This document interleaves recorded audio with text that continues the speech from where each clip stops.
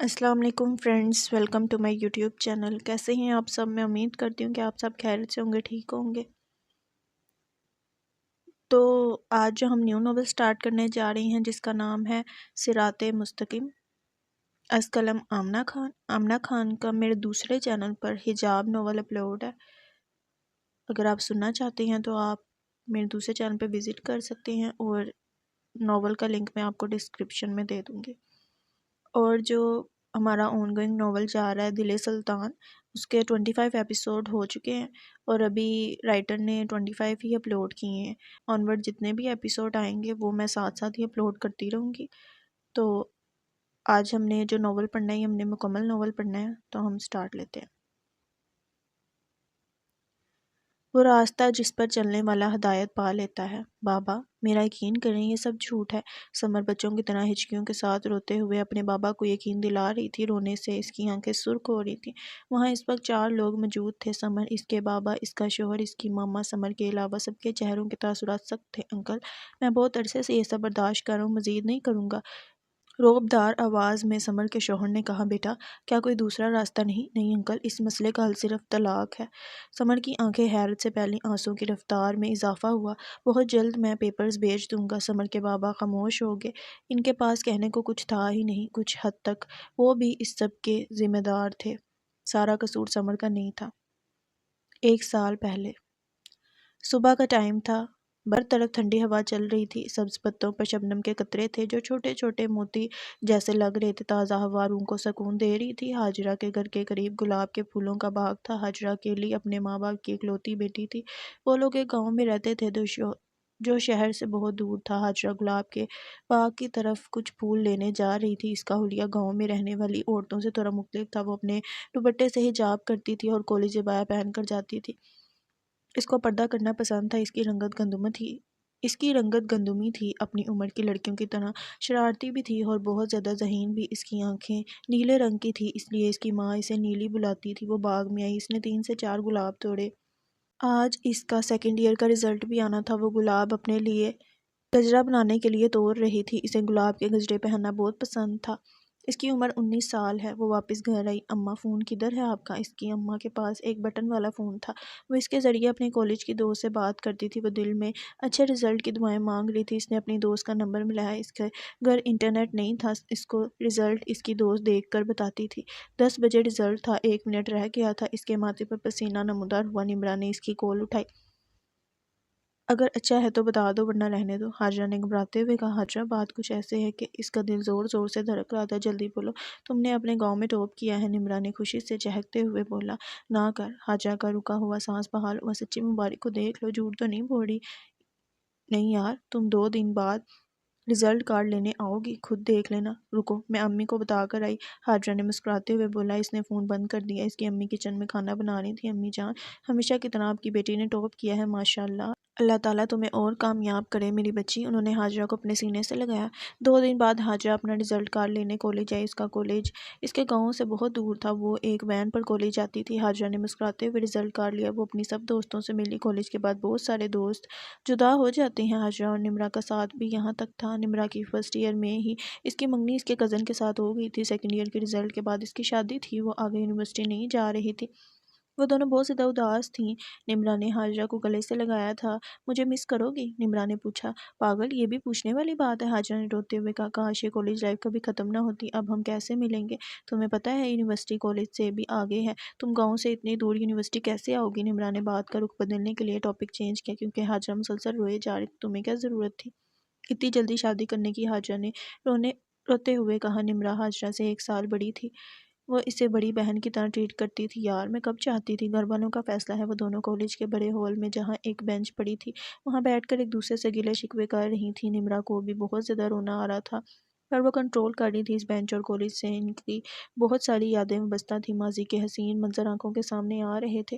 تمہیں جب میری یاد آئے مجھے فون کر لینا، فوراً اٹھایا کروں گی۔ ہاں، پر فون میں اور سامنے بیٹھ کر باتیں کرنے میں بہت فرق ہے۔ فون پر تمہیں کیسے پتہ چلے گا میں خوش ہوں یا اداس، اور تم کیوں مان رہی ہو گھر والوں کی۔ حاجرہ کچھ چیزیں ہمارے ہاتھ میں نہیں ہوتی، ہمیں بس بڑے دل کے ساتھ ان کو قبول کرنا پڑتا ہے۔ ٹھیک ہے، کر لیا قبول۔ حاجرہ روتے ہوئے وہاں سے اٹھ کر چلی گئی۔ نمرہ نے اسے پیچھے سے آواز دی پر وہ نہ رکی، وہ بھاگنے کے انداز میں چل رہی تھی۔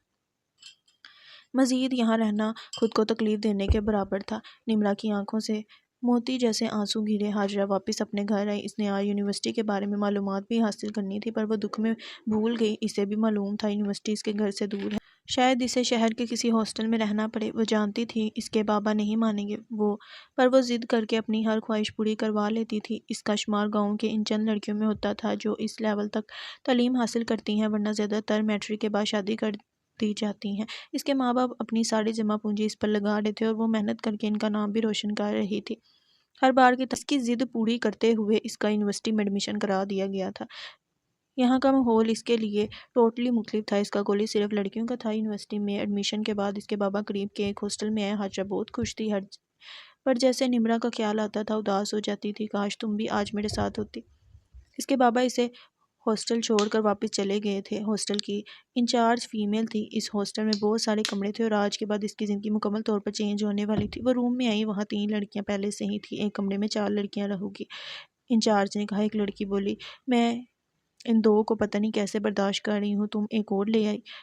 اے لڑکی، حد میں رہو اپنی، تمہارے باپ کا کمرہ نہیں۔ 5,000 کرائے میں تمہیں پورا کمرہ دے دوں، انچارج نے غصے سے ردا کی طرف دیکھتے ہوئے کہا۔ ردا بھی اسی انداز میں غصے سے اس انچارج کی طرف دیکھ رہی تھی۔ باقی 2 لڑکیاں اور حاجرہ خاموشی سے ان کی طرف دیکھ رہی تھیں۔ السلام علیکم، میں حاجرہ۔ وعلیکم السلام۔ ردا کے علاوہ باقی دونوں نے سلام کا جواب دیا۔ میرا نام ہانیہ، میرا نام دانیہ۔ ردا اور دانیہ دونوں کا حلیہ ایک جیسا تھا۔ ان دونوں نے مغربی لباس پہنا تھا، دوپٹہ بھی نہیں پہنا تھا۔ دونوں نے بال کھلے چھوڑے تھے۔ بلا شبہ دونوں انتہائی خوبصورت تھی، جبکہ ان کے برعکس ہانیہ نے شلوار قمیض پہنی تھی اور سلیقے سے دوپٹہ سر پر سیٹ کیا تھا۔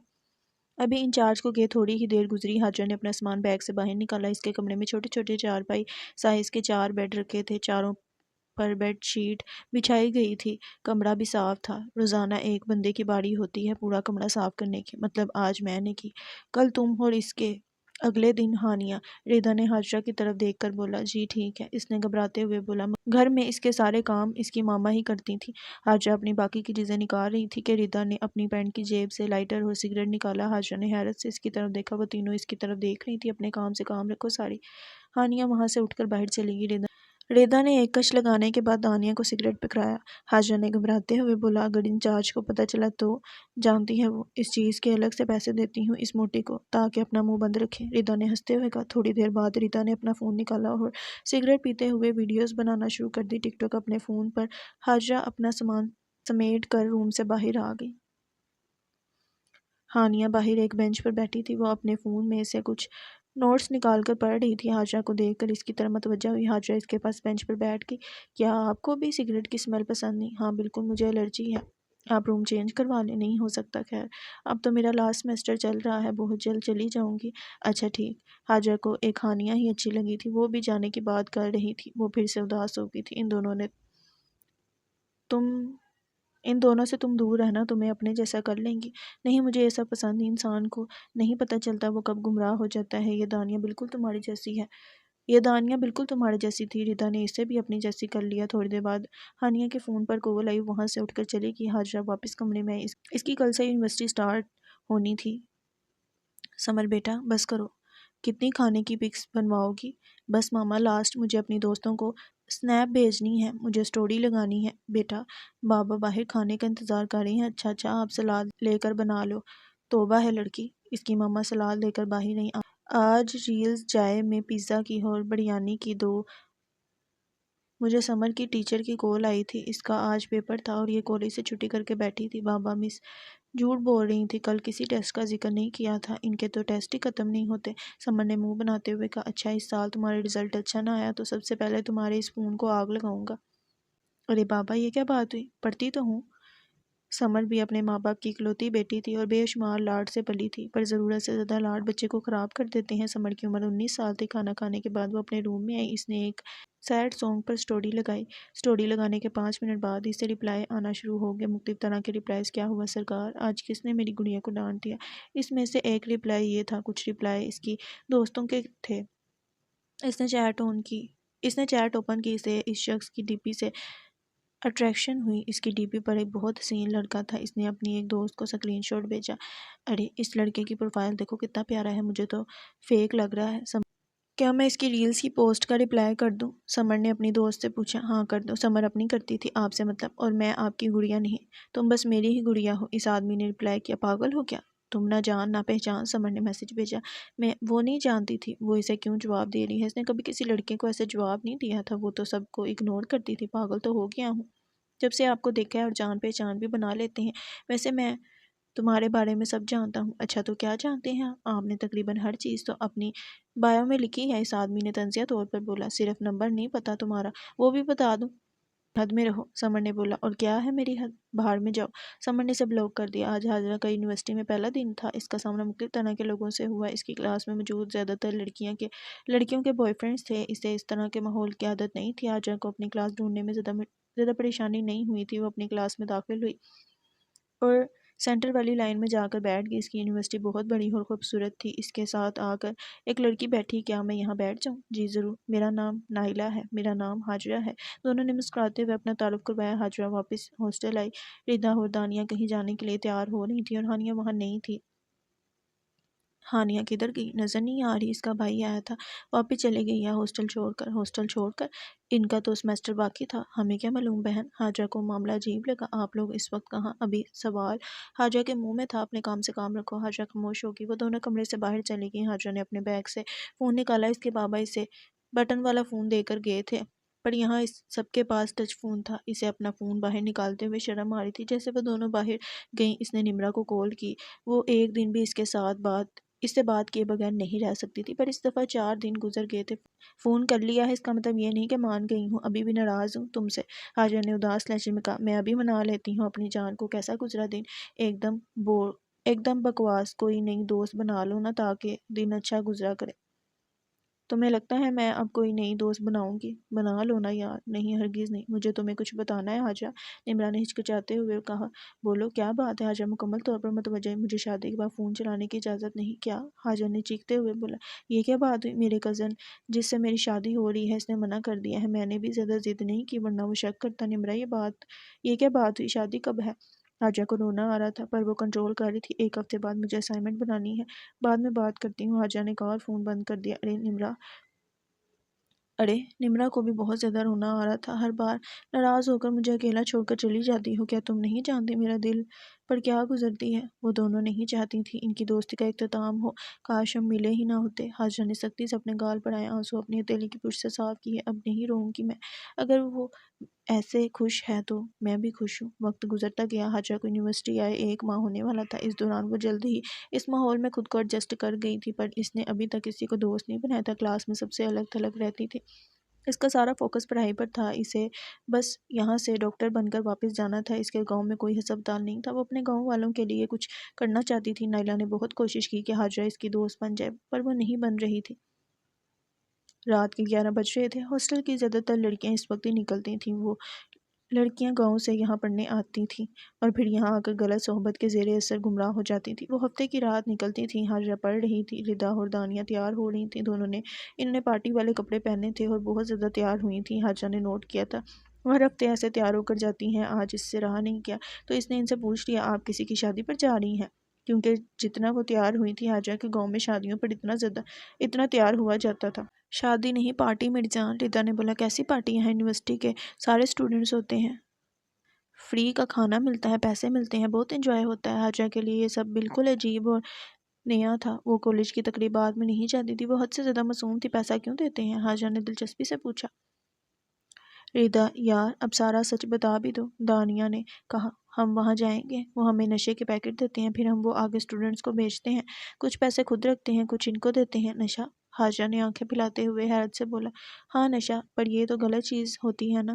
غلط نہیں ہوتی میری جان، بہت فائدہ ہوتا ہے اس سے، میں نے بایو کی بک میں پڑھا تھا۔ یہ سب غلط ہوتا ہے، چپ کر کے اپنا پڑھو اور آئندہ ہم سے ایسے سوال جواب نہ کرنا، ردا نے غصے سے کہا۔ کتابی کیڑا؟ حاجرہ نے غصے سے ردا کی طرف دیکھا۔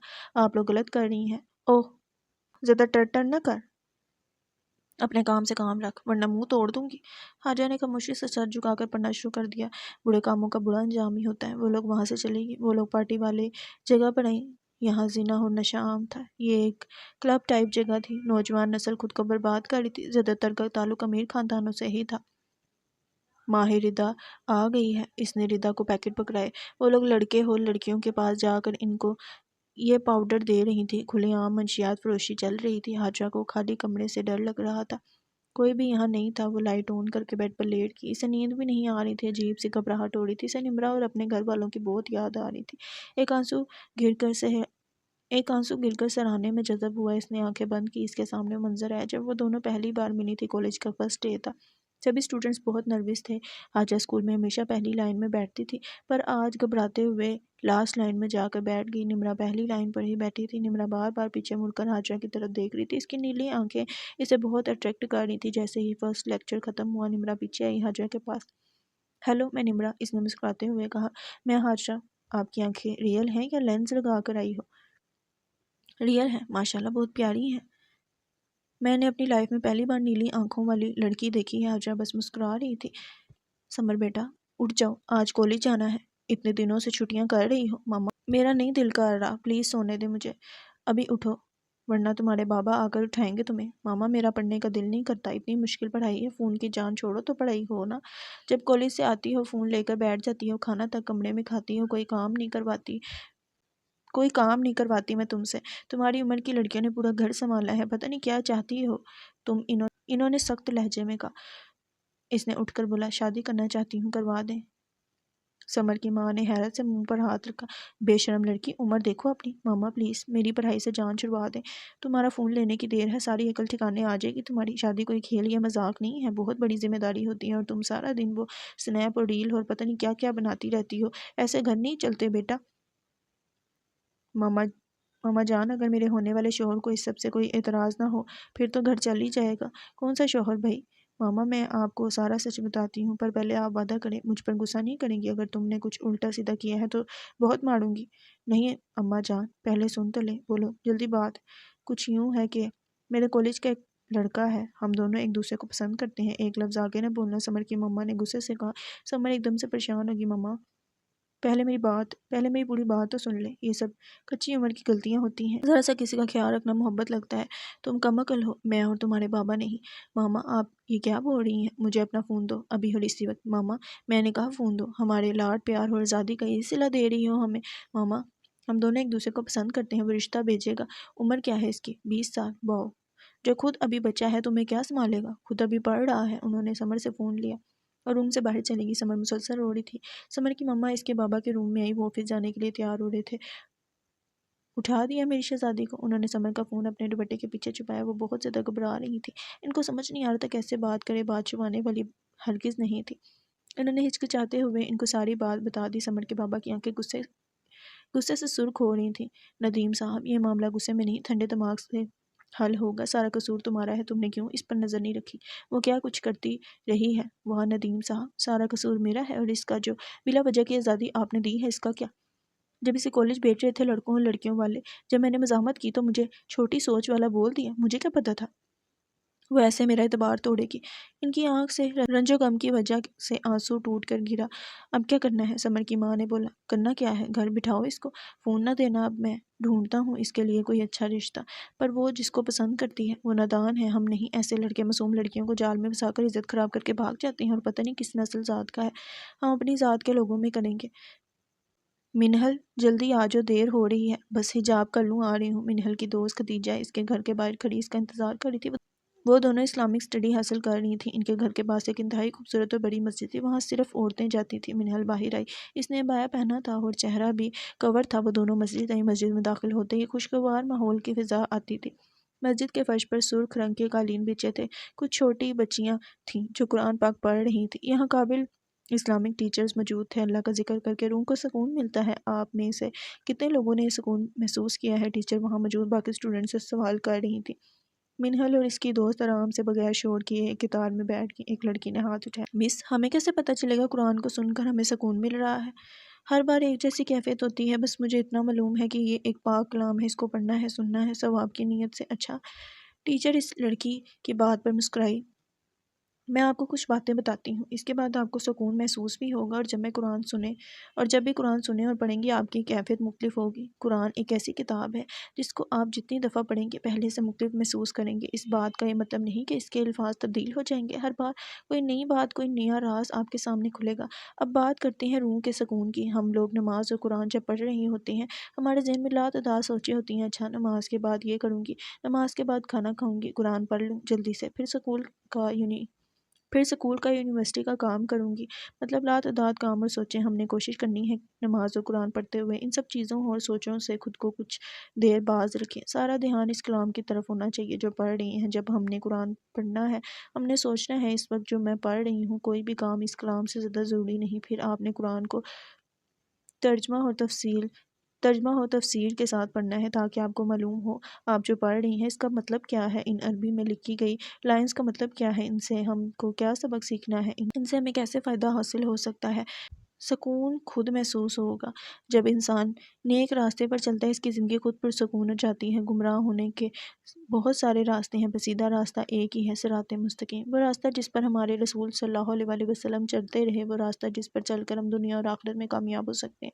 منہل ساتھ ساتھ ان پوائنٹس کو اپنے رجسٹر پر نوٹ کر لی تھی۔ کیا آپ میں سے کوئی مجھے بتائے گا ہم دنیا اور آخرت میں کیسے کامیاب ہو سکتے ہیں؟ کیا دنیاوی تعلیم چھوڑ کر ہر وقت نماز بچھا کر بیٹھ جائیں؟ سب نے بولا نہیں۔ تو پھر بتائیں۔ منہل نے جواب دینے کے لیے ہاتھ کھڑا کیا۔ جی بتائیں منہل مس، سب سے پہلے تو ہمیں دعا کرنی چاہیے اللہ تعالیٰ سے کہ وہ ہمیں دنیا اور آخرت میں کامیاب کرے۔ جی بالکل۔ اس کے بعد ہمیں اپنے دنیا کے کاموں کے لیے ٹائم مخصوص کرنا چاہیے، جیسا کہ کچھ لوگ کہتے ہیں میرا پیپر تھا مجھے نماز پڑھنے کا ٹائم نہیں ملا، میں تیاری میں مصروف تھا۔ مطلب ہم نے دنیا کے امتحان کی تیاری کے لیے آخرت کے امتحان کی تیاری کو نظر انداز کر دیا، جبکہ تیاری تو دونوں کی ضروری تھی۔ ہمیں دونوں کی تیاری ساتھ ساتھ کرنی ہے۔ دنیاوی امتحان میں پاس ہونا ہمارے کسی کام کا نہیں جب ہم اس والے امتحان میں فیل ہو گئے۔ جی منہلا آپ نے بالکل ٹھیک بولا، ہمیں سب کچھ ساتھ لے کر چلنا ہے۔ حاجہ یونیورسٹی آئی، وہ اپنی کلاس میں آئی۔ آج پھر نائلہ اس کے ساتھ آ کر بیٹھ گئی۔ حاجہ اس کو نظر انداز کرتی ہوئی اپنے بیگ سے کتابیں نکال کر پڑھنا شروع ہوگی۔ نائلہ کو اس کا یہ رویہ پسند نہ آیا۔ ایک سوال پوچھوں حاجہ؟ جی ضرور۔ آپ کسی کو دوست کیوں نہیں بناتی؟ اگر میں کہوں میرے پاس اس سوال کا جواب نہیں ہے تو؟ اس نے بات کو ختم کرنا چاہا، اس کے چہرے پر نقاب تھا۔ نائلہ اس کے چہرے کے تاثرات بھی نہ دیکھ سکی۔ کوئی تو وجہ ہے، میرا دوستی سے بھروسہ اٹھ چکا ہے، لوگ اپنا عادی بنا کر چھوڑ جاتی ہیں، میں اکیلی خوش ہوں، مجھے کسی کی ضرورت نہیں۔ حاجرہ وہاں سے اٹھ کر پچھلی والی سیٹ پر جا کر بیٹھ گئی۔ نائلہ کا دل ٹوٹا تھا، پر اس نے سوچ لیا تھا وہ دوبارہ سے اسے دوستی جیسے خوبصورت رشتے سے متعارف کروائے گی۔ وہ جانتی تھی حاجرہ اکیلی خوش نہیں ہے، حاجرہ کو یہاں بھی دو دوستیں اکٹھی بیٹھی نظر آتی تھیں۔ وہ ان میں خود کو اور نمرہ کو تصور کرتی تھی۔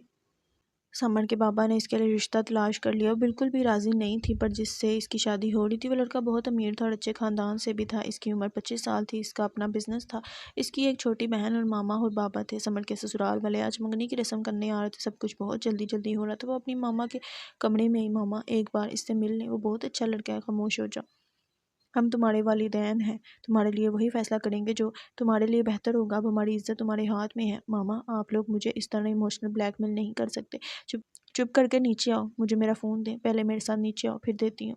سمر خود کو بہت بے بس محسوس کر رہی تھی، وہ بالکل سادہ سا جوڑا پہن کر نیچے آ گئی۔ سادگی کے ساتھ منگنی کی رسم ہوگی۔ اس لڑکے نے سمر کو انسٹاگرام پر بھی دیکھا تھا، پر اسے اس چیز سے کوئی اعتراض نہیں تھا، وہ ایک آزاد خیال شخص تھا۔ اس نے انگوٹھی بھی خود سمر کو ڈالی تھی۔ رسم کر کے وہ لوگ واپس چلے گئے۔ منہل کچن میں کھانا بنا رہی تھی، اس کی عمر 22 سال تھی۔ اس کے بابا اور ماما کھانے والی میز بیٹھے تھے۔ منہل گرم گرم روٹیاں بنا کر لائی، اس نے اپنے بابا کو روٹی دی، انہوں نے کھانا کھانا شروع کیا۔ آج میں حویلی گیا تھا بابا کے پاس، منہل کے دادا۔ اچھا پھر؟ منہل اور اس کی ماما دونوں اشفاق صاحب کے چہرے کی طرف دیکھ رہی تھی، کیونکہ وہ آج پورے 24 سال بعد اپنے بابا کی حویلی میں گئے تھے۔ انہوں نے لو میرج کی تھی، جس کی وجہ سے منہل کے دادا نے اپنے بیٹے اشفاق کو گھر سے نکال دیا تھا اور جائیداد سے بھی آگ کر دیا تھا۔ منہل کے تایا ابو نے اپنے بیٹے کی جائیداد پر قبضہ کیا تھا۔ اشفاق اور واصف بس دو ہی بھائی تھے، اشفاق کی ایک ہی بیٹی منہل، جبکہ واصف کا ایک بیٹا اور ایک بیٹی ہے۔ اس کے بیٹے کا نام اسماعیل تھا اور بیٹی کا نام میرب تھا۔ میں ان سے معافی مانگنے گیا تھا اور اپنی جائیداد کا کچھ حصہ لینے۔ بابا اس کی کیا ضرورت تھی؟ ہمیں نہیں چاہیے کچھ بھی۔ کیوں نہیں چاہیے؟ ان کا ایک بیٹا اتنی عیش کی زندگی گزار رہا ہے اور ہم لوگ ایک ایک چیز کے لیے ترستے ہیں۔ منہل کے بابا نے کہا، بابا ایسے تو نہیں کہ کیا میں نہیں جانتا تم دونوں منہ سے کچھ نہیں کہتی، نہ کسی چیز کی فرمائش کرتی ہوں، پر میرا دل بھی کرتا ہے تم لوگوں کی ہر خواہش پوری کروں۔ آپ ہماری سب خواہشیں پوری کرتے ہیں بابا جان۔ منہل کی ماما خاموشی سے کھانا کھا رہی تھی۔ وہ اس سب کی ذمہ دار خود کو سمجھتی تھی۔ اشفاق کے بابا نے منہل کی ماما کی وجہ سے ہی ان کو گھر سے نکالا تھا۔ بیٹا تمہارے دادا نے مجھے معاف کر دیا اور جائیداد بھی دیں گے۔ کیا واقعی؟ منہل نے حیرت سے بولا۔ اس کی بات پر منہل کی ماں نے بھی کھانے کی پلیٹ سے چہرہ اٹھا کر اشفاق صاحب کی طرف دیکھا، پر انہوں نے ایک شرط رکھی ہے۔ کیسی شرط بابا؟ انہوں نے کہا ہے کہ منہل کی شادی اسماعیل سے کر دو، وہ میری جائیداد تمہارے نام کریں گے، اور کہا کہ گھر کی بیٹی جائیداد گھر ہی رہنی چاہیے۔ نہیں بابا، ہرگز نہیں، ایسا نہیں ہو سکتا۔ اشفاق صاحب، یہ آپ کیا بول رہے ہیں؟ آپ جانتے ہیں اس کا کردار کیسا ہے بیٹا، وہ بدل گیا ہے۔ بابا، انسٹاگرام پر اس کی پوسٹ دیکھ کر آپ کانوں کو ہاتھ لگائیں گے۔ بیٹا وہ بدل گیا ہے، وہ سب پہلے تھا جب وہ امریکہ تھا، اب تو پاکستان رہتا ہے۔ بابا آپ کیوں جائیداد کا لالچ کر رہے ہیں؟ اس نے پریشانی سے کہا۔ میں لالچ نہیں کر رہا، ہر باپ کی طرح چاہتا ہوں کہ تم ایک اچھی لائف گزارو۔ اشفاق صاحب، منہل ٹھیک کہہ رہی ہے، وہ لڑکا بہت بدتمیز ہے، اس کا اور منہل کا کوئی جوڑ نہیں ہے۔ جوڑ بن جائے گا، بلکہ ہماری منہل اسے بھی اپنے جیسا نہیں کر لے گی، اسے احادیث کے حوالے دے دے کر شریف کر لے گی۔ بابا جب تک وہ خود اپنے لیے ہدایت نہیں چاہے گا، کوئی بھی اسے نیک نہیں کر سکتا۔ منہل وہاں سے اٹھ کر چلی گئی۔ واصف صاحب نے اسماعیل اور اپنی بیوی کو منہل اور واصف کی شادی خبر سنائی۔ تینوں کے چہرے پر غصہ تھا۔ آج اتنے سالوں بعد دادا جان کو اپنا بیٹا اور اس کی بیٹی یاد آ گئی۔ اسماعیل نے حقارت سے بولا، بابا جان نے کہا ہے منہل کے نام کچھ پراپرٹی بھی لگانی ہے، اور تم سے شادی کا مقصد یہی ہے کہ گھر کی جائیداد گھر ہی رہے۔ پر بابا میں کسی اور کو پسند کرتا ہوں، کر لینا اس سے بھی شادی، اس والی کو امریکہ والے گھر میں رکھنا، منہل کو ادھر حویلی میں۔ بابا یہ سب ٹھیک نہیں ہو رہا، میں نے ایک دفعہ اسے دیکھا تھا، اس کا حلیہ اتنا عجیب تھا۔ واصف صاحب، کیا کوئی اور حل نہیں ہے؟ اسماعیل کی ماں نے کہا، میں اس آوارہ عورت کی بیٹی کو اپنی بہو کیسے بناؤں جس نے اشفاق بھائی کو اپنے جال میں پھنسا کر شادی کروائی؟ ماضی کو چھوڑو، حال کی فکر کرو، شادی کی تیاریاں شروع کرو۔ یہ کیا بات ہوئی بابا؟ بیٹا اچھی لڑکی ہے، میں کافی دفعہ ملا ہوں، جیسا رکھو گے ویسے رہے گی، اور جس حلیے کو تم عجیب بول رہے ہو اس کو پردہ اور عبایا بولتے ہیں۔ جو بھی ہے مجھے نہیں پسند۔ 2024 میں رہ کر ایسی چھوٹی سوچ، آپ کو پتہ ہے مجھے فیشنیبل گرلز پسند ہیں۔ واصف صاحب وہاں سے چلے گئے۔ اسماعیل نے منہ بنایا تھا، وہ اپنے روم میں آیا۔ اس کے فون پر اس کی دوست لاریب کی کال آئی۔ کدھر ہے بھائی؟ آجا پارٹی کریں، دل نہیں کر رہا۔ اسے بہت غصہ آ رہا تھا۔ کیا ہو گیا دل کو؟ کسی کو دے تو نہیں دیا؟ نہیں، میرا دل بہت مہنگا ہے، اس کو کوئی حاصل نہیں کر سکتا۔ اچھا جی، ساحرہ سے بات کیوں نہیں کر رہے؟ مجھے آج اس کی کال آئی تھی، کہتی اسماعیل میری کال نہیں اٹھا رہا، نام نہ لے اس کا، زہر لگتی ہے مجھے، میں نے صرف ٹائم پاس کے لیے اسے دوست بنایا تھا، میں نے سب کلیئر کیا تھا پہلے ہی کہ محبت اور ہجرت کے چکر میں نہ جانا، ہم بس دوست ہیں۔ اب اس کو محبت ہو گئی ہے، میرا کیا قصور ہے؟ اور وہ آئزہ، اس کا کیا سین ہے؟ ایک نمبر کی چلاک لومڑی ہے، میرے پیسے کے لیے میرے پیچھے تھی، ان سب کو دیکھ لوں گا۔ کمینے نے کل عارف کے ساتھ سٹوری لگائی تھی، مجھے لوٹ لوٹ کر اب اس کے پاس چلی گئی ہے، اسے پتہ چل گیا ہوگا، اب ادھر دال نہیں گلے گی۔ لاریب نے ہنستے ہوئے کہا، اس عارف کو تو دیکھو، میری اترن پہن رہا ہے، میری چھوڑی ہوئی لڑکی کو اپنی گرل فرینڈ بنا لیا۔ چھوڑ، دفع کر، یہ بتا آگے کا کیا سین ہے؟ میری ماں لڑکیوں کے چکر سے نکل کر اب اپنے بزنس پر دھیان دے۔ اب میں ایزل کے ساتھ شادی کرنے کا سوچ رہا ہوں۔ تم پہلے بھی ایک کے ساتھ شادی کرنے کا سوچ چکے ہو؟ ہاں سوچا تھا، اس کا ابا نہیں مانا تھا، میں نے بھی زیادہ فورس نہیں کیا، اس کا ابا مولوی تھا۔ یہ ایزل تمہارے ہاتھ نہیں آنی بیٹا، بہت اوپر کی چیز ہے، ہر چیز حاصل کر سکتا ہوں میں، تم بس دیکھتے جاؤ۔ ایزل امریکہ رہتی تھی اور ایک بہت امیر باپ کی اکلوتی بیٹی تھی، اس کا شمار امریکہ کی حسین ماڈلز میں ہوتا تھا۔ اس کی بات چیت اسماعیل کے ساتھ انسٹاگرام سے ہوئی تھی، اور جب وہ امریکہ گیا تھا وہاں ان دونوں کی ملاقات ہوئی تھی۔ اسماعیل بہت حسین لڑکا تھا، اس کی شہد رنگ کی آنکھیں ہیں جو کسی کو بھی اپنا اسیر کر سکتی ہیں، اور اس کی عمر 26 سال تھی۔ اس کے چہرے پر داڑھی اسے اور پرکشش بناتی تھی۔ اس قدر حسین چہرے والے شخص کا کردار انتہائی خراب تھا۔ ایزل کو ابھی تک اس نے پرپوز نہیں کیا تھا، اس نے سوچا تھا اب کی بار جب امریکہ جائے گا تو اسے پرپوز کرے گا، اسے امید تھی وہ اسے ریجیکٹ نہیں کرے گی۔ فون بند کر رہا ہوں، بعد میں بات کرتے ہیں۔ اسماعیل نے اسے اپنی منہل کے ساتھ شادی کے بارے میں کچھ نہیں بتایا تھا، وہ اس ٹاپک پر بات ہی نہیں کرنا چاہتا تھا۔ حاجہ یونیورسٹی سے واپس آ رہی تھی، اس کی پڑھائی بہت اچھی جا رہی تھی، اس نے ثابت کیا تھا انسان غلط ماحول میں بھی رہ کر خود کو خراب ہونے سے بچا سکتا ہے۔ نائلہ نے اس کو دوست بنانے کی بہت کوشش کی، اس نے ایک دن اس کے بیگ میں چاکلیٹ اور ایک پیپر رکھا جس میں اس نے فرینڈشپ کے بارے میں بہت کچھ لکھا تھا، اس نے اسے وہ سب واپس کر دی۔ نائلہ نے بھی اب کوشش کرنا چھوڑ دیا تھا۔ آخر بار بار کیوں اس سے اپنا دل تڑواتی؟ ہاجرہ اپنے گھر والوں سے ملنے اپنے گاؤں آئی تھی، اس کو یونیورسٹی سے ایک ہفتے کے لیے چھٹیاں ہوئی تھیں، اس کی ماں اسے دیکھ کر بہت خوش ہوئی۔ سمر کی 2 دن بعد شادی تھی، اس کے چہرے پر بالکل بھی کوئی خوشی نہیں تھی۔ اسے فون واپس وہ اپنے کپڑوں کی ریلز بنا کر پوسٹ کر رہی تھی۔ اس نے ریل کے اوپر لکھا، سسرال کی طرف سے مہندی کا جوڑا۔ کچھ ہی دیر میں مختلف لائکس کومنٹس آنا شروع ہو گئے۔ آج اسے فیل ہو رہا تھا سوشل میڈیا کتنا فیک ہے۔ لوگ اس کے جوڑے کو دیکھ رہے تھے، کچھ رشک سے، کچھ حیرت سے، کچھ حسد سے، کچھ خوشی سے، کچھ حقارت سے، کچھ جلن سے۔ اس نے اپنے ہر ایونٹ کی تصاویر شیئر کی اور اپنی فیک مسکراتی ریلز بھی۔ اس کے کالج کی دوست کو بھی پتہ چل گیا تھا اس کی شادی ہے اور وہ اس کو تنگ کرنے کا پورا منصوبہ بنا چکا تھا۔ وہاں آرام سے بیٹھنے والا تھا۔ سمر کی کچی عمر کی غلطیاں شاید اس کی زندگی برباد کرنے والی تھی۔ وہ پردہ کرنے کو بوجھ سمجھتی تھی، کہتی تھی اگر نقاب کرے گی اس کا دم گھٹ جائے گا۔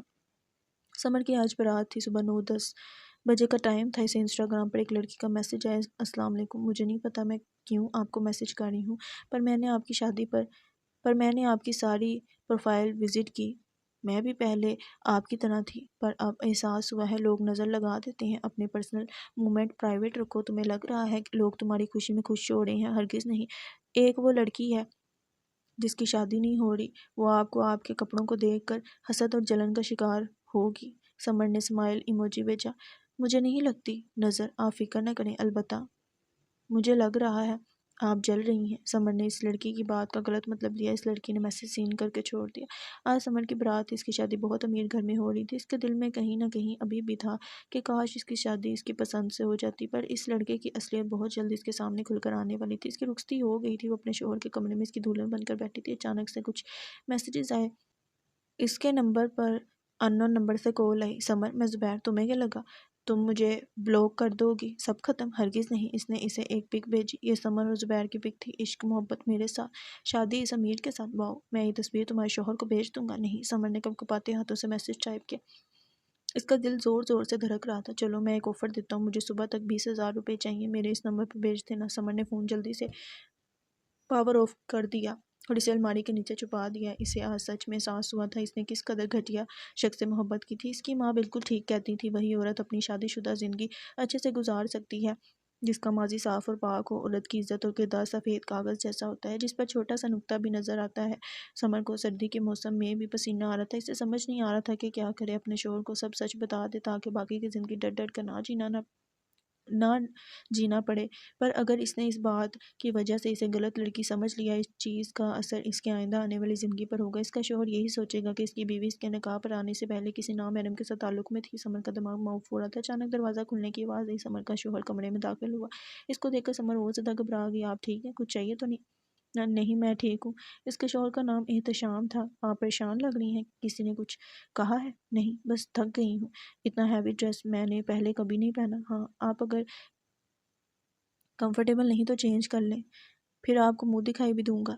احتشام نے مسکراتے ہوئے کہا، اوکے۔ تھوڑی دیر بعد وہ ڈریسنگ روم سے باہر آئی۔ وہ ابھی بھی ڈر رہی تھی۔ احتشام فون پر کسی سے بات کر رہا تھا۔ سمر کو دیکھ کر اس نے فون بند کیا۔ احتشام نے سمر کا ہاتھ پکڑ کر اسے بیڈ پر بٹھایا، خود وہ اس کے سامنے بیٹھ گیا۔ ایک سوال کروں؟ جی کریں۔ سمر کے دماغ میں بس ایک ہی بات چل رہی تھی اور وہ بات اسے خوفزدہ کر رہی تھی۔ احتشام کو زبیر کچھ بتا نہ دے، کیا آپ اس شادی سے خوش ہیں؟ میرا مطلب یہ شادی آپ کی مرضی سے ہوئی، آپ کیوں پوچھ رہے ہیں؟ میں نے نوٹ کیا ہے سب فنکشنز میں آپ چپ چپ اداس تھی۔ نہیں، میں خوش ہوں، بہت زیادہ، آپ بہت اچھے ہیں۔ آپ مجھ سے ایک وعدہ کریں گے؟ کیسا وعدہ؟ احتشام نے بولا، آپ ہمیشہ مجھ پر بھروسہ کریں گے، چاہے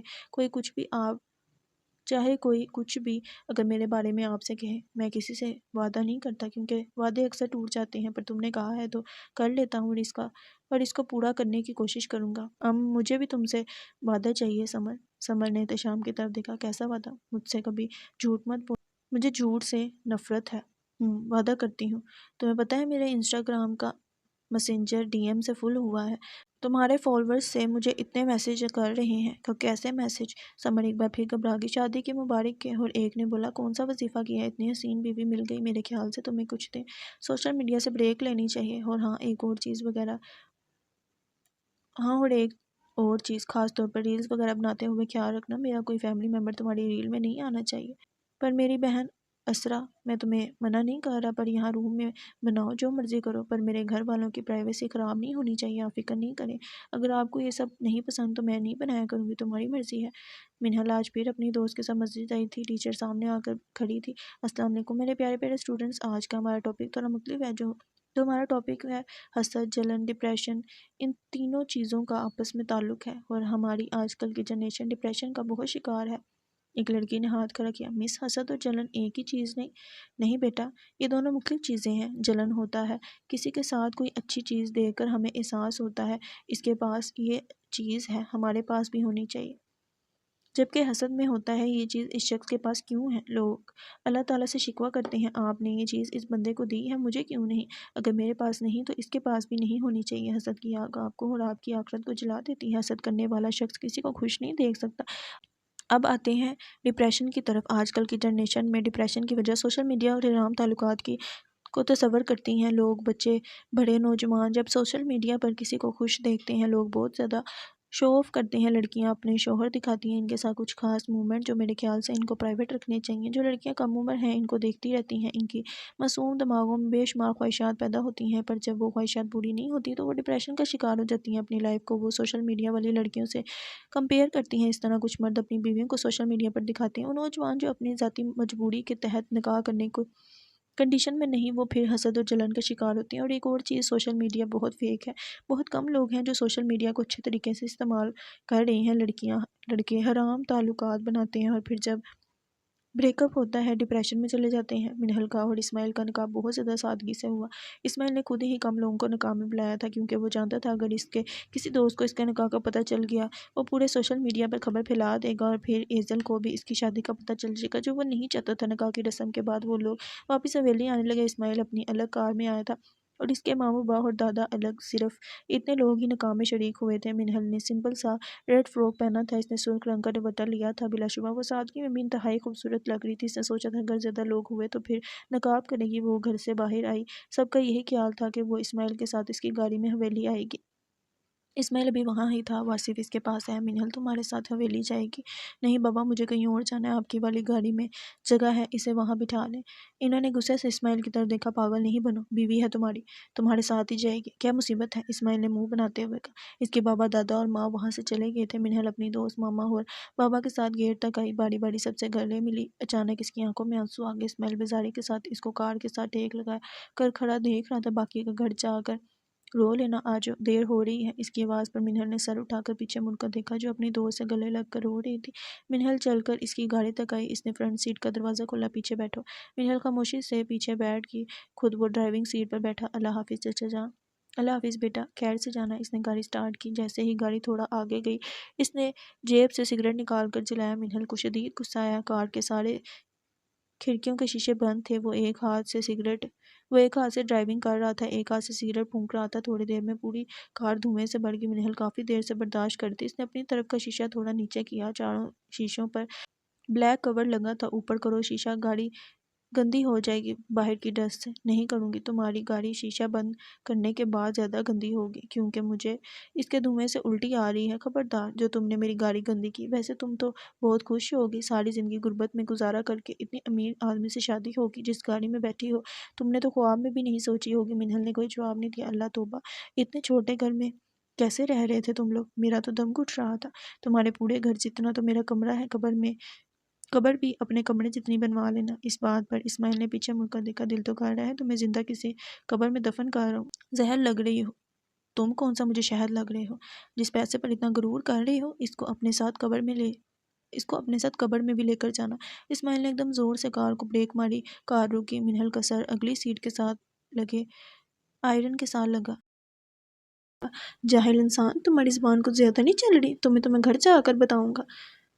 اس نے پھر سے گاڑی سٹارٹ کی۔ منہل نے ماتھے پر ہاتھ رکھا تھا، اسے پتہ چل گیا تھا اس کی آگے کی زندگی بالکل آسان نہیں۔ اس نے اپنی حویلی کے باہر آ کر گاڑی روکی۔ اترو نیچے۔ منہل جلدی سے گاڑی سے باہر نکلے۔ اس نے گاڑی سٹارٹ کی اور تیز سے وہاں سے نکل گیا۔ اسے بہت زیادہ غصہ آ رہا تھا، جبکہ منہل کو رونا آ رہا تھا۔ یہ کیسی شادی ہے جس میں دونوں ہی ایک دوسرے سے نفرت کرتے ہیں؟ بعض اوقات بڑوں کے فیصلے بچوں کی زندگی برباد کر دیتے ہیں۔ منہل اس حویلی کی بہو تھی، کوئی بھی اس کا ویلکم کرنے کے لیے دروازے پر موجود نہیں تھا۔ وہ خود ہی آہستہ آہستہ قدم اٹھاتی حویلی کے اندر داخل ہوگی۔ وہ آج پہلی بار یہاں آئی تھی۔ اس نے بس اس حویلی کے بارے میں سنا تھا، محل نما حویلی جس کے فرش پر سنگ مرمر لگا تھا۔ وہ اندر آئی، برآمدے میں اسماعیل کی بہن بیٹھی تھی۔ ماما بھابھی آ گئی۔ اس نے منہل کو دیکھ کر خوشی سے چہک کر بولا۔ وہ کتاب پڑھ رہی تھی، کل اس کا پیپر تھا، اس وجہ سے نقاب پر بھی نہیں گئی تھی۔ میرب اٹھ کر منہل کے گلے ملی۔ میرب کی عمر 17 سال تھی۔ تھوڑی دیر بعد ایک کام والی باہر آئی۔ بی بی جی، آپ کی مما بول رہی ہیں بھابھی کو ان کے کمرے میں لے جاؤ۔ میرب آگے آگے مسکراتے ہوئے چل رہی تھی۔ منہل اس کے پیچھے پیچھے پوری حویلی کو حیرت سے دیکھ رہی تھی۔ میرب اسے اسماعیل کے کمرے میں چھوڑ کر اس کے لیے کھانا لینے چلی گئی۔ تھوڑی دیر بعد اسماعیل کمرے میں داخل ہوا۔ منہل کو دیکھتے ہی اسے غصہ آیا۔ کیا کر رہی ہو یہاں؟ کیا مطلب کیا کر رہی ہوں؟ نکاح ہوا ہے ہمارا۔ ہاں، پر اس کا مطلب یہ نہیں ہے کہ تم میرے کمرے میں رہو گے۔ اٹھو میرے بیڈ سے۔ نہیں اٹھوں گی۔ آپ اس طرح مجھے کمرے سے نہیں نکال سکتے۔ پہلی بات تو یہ ہمارا نکاح نہیں سودا ہوا ہے جائیداد کا، جانتی ہوں، اور دوسری بات میرے معاملات سے بالکل دور رہنا، اور تیسری بات آئندہ میرے آگے زبان نہ چلانا۔ اگلی دفعہ وہ حال کروں گا ساری زندگی یاد کرو گی۔ آپ کو لگ رہا ہے میں آپ کی باتوں سے ڈر جاؤں گی؟ ہرگز نہیں، اس نے مسکراتے ہوئے کہا۔ اس کی مسکراہٹ سامنے والے کو آگ لگا گئی تھی۔ اصل میں نہ تم میرے پاؤں کی جوتی کے لائق بھی نہیں ہو۔ تمہارے میرے کردار میں زمین آسمان کا فرق ہے۔ بس تم مرد ہو نا، اس لیے کوئی تمہارے کردار پر سوال نہیں اٹھا سکتا۔ اوہ واو، دیکھو تو کردار کی باتیں کون کہہ رہا ہے؟ اپنی ماں کے کردار کے بارے میں کیا خیال ہے؟ منہل کو ایک دم غصہ آیا۔ اس نے اسماعیل کو گریبان سے پکڑا۔ خبردار اگر تم نے میری ماں کے بارے میں ایک بھی غلط لفظ بولا، جس بات کا پتہ نہ ہو، اس پر بات نہیں کرتے۔ تم میرے کردار پر بات کرو اور میں خاموش رہوں۔ اس نے سختی سے منہل کے ہاتھوں پر اپنا ہاتھ رکھا جو ابھی بھی اس کے گریبان پر تھا، اور ایک جھٹکے سے اس کی گرفت سے اپنا گریبان چھڑوایا۔ تمہارے پاس دو راستے ہیں، زبان بند رکھ کر سکون سے رہو، ورنہ جیسے جیسے زبان چلے گی میرا ہاتھ اٹھے گا۔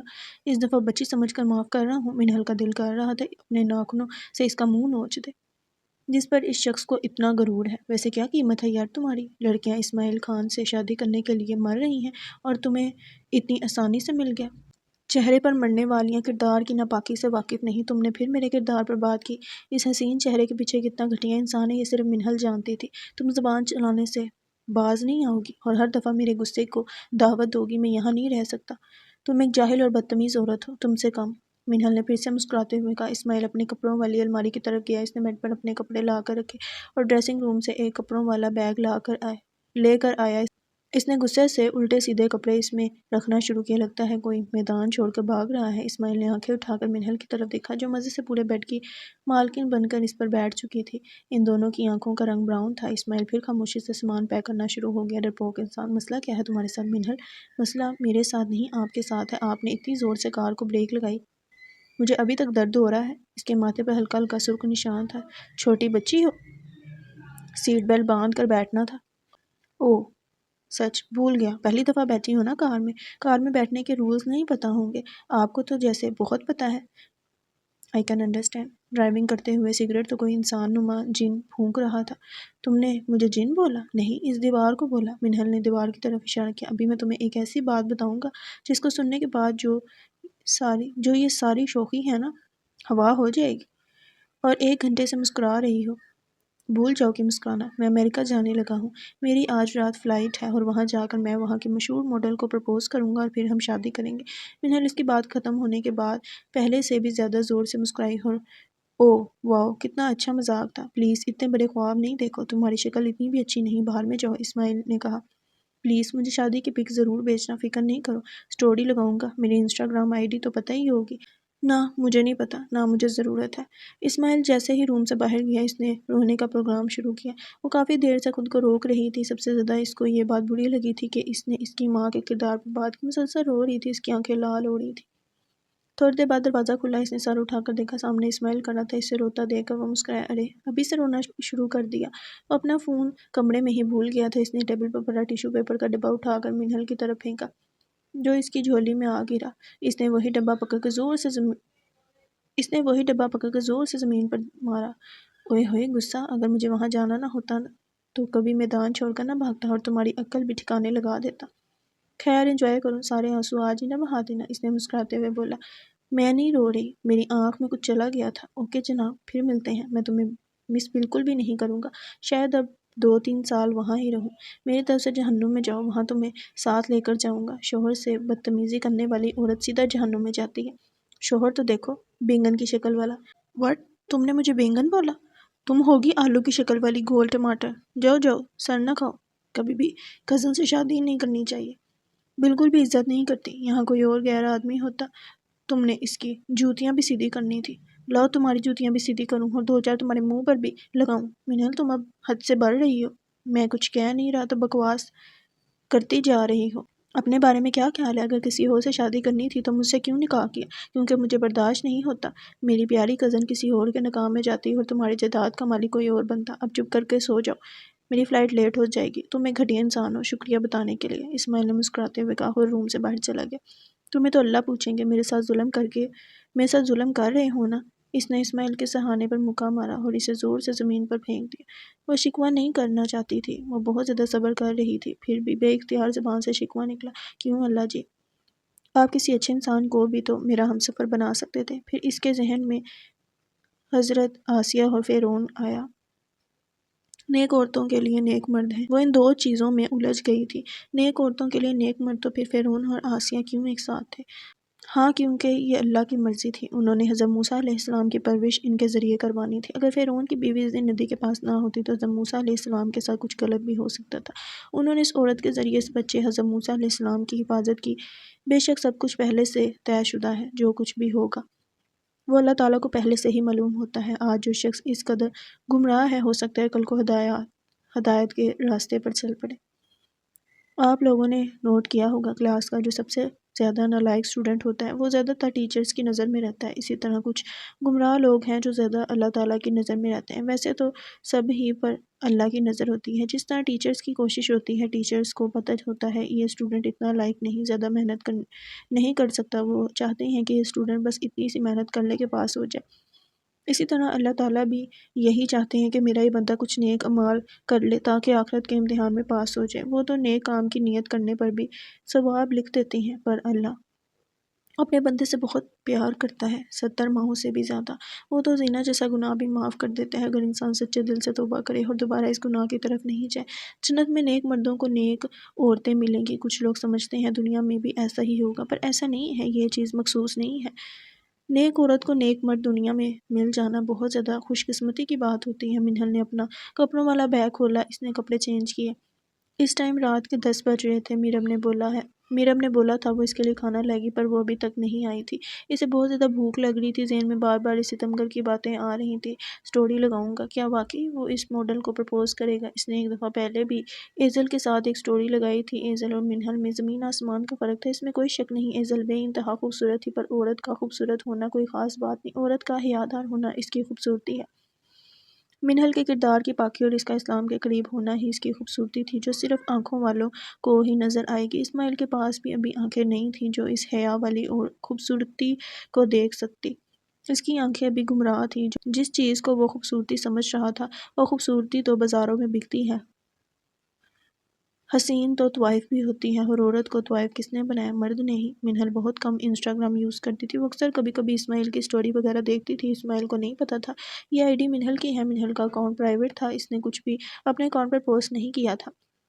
وہ اپنے کمرے سے باہر رہی، اسے یہ بھی نہیں پتا تھا کچن کدھر ہے۔ باہر آتی ہی اسے سامنے سے ایک کام والی آتی نظر آئی۔ کچن کا راستہ کس طرف ہے؟ میرا منہل کے لیے کھانا لا رہی تھی، ٹرے میں رکھ کر۔ آگے سے اس کی ماما ملی۔ یہ ٹرے کدھر لے جا رہی ہو؟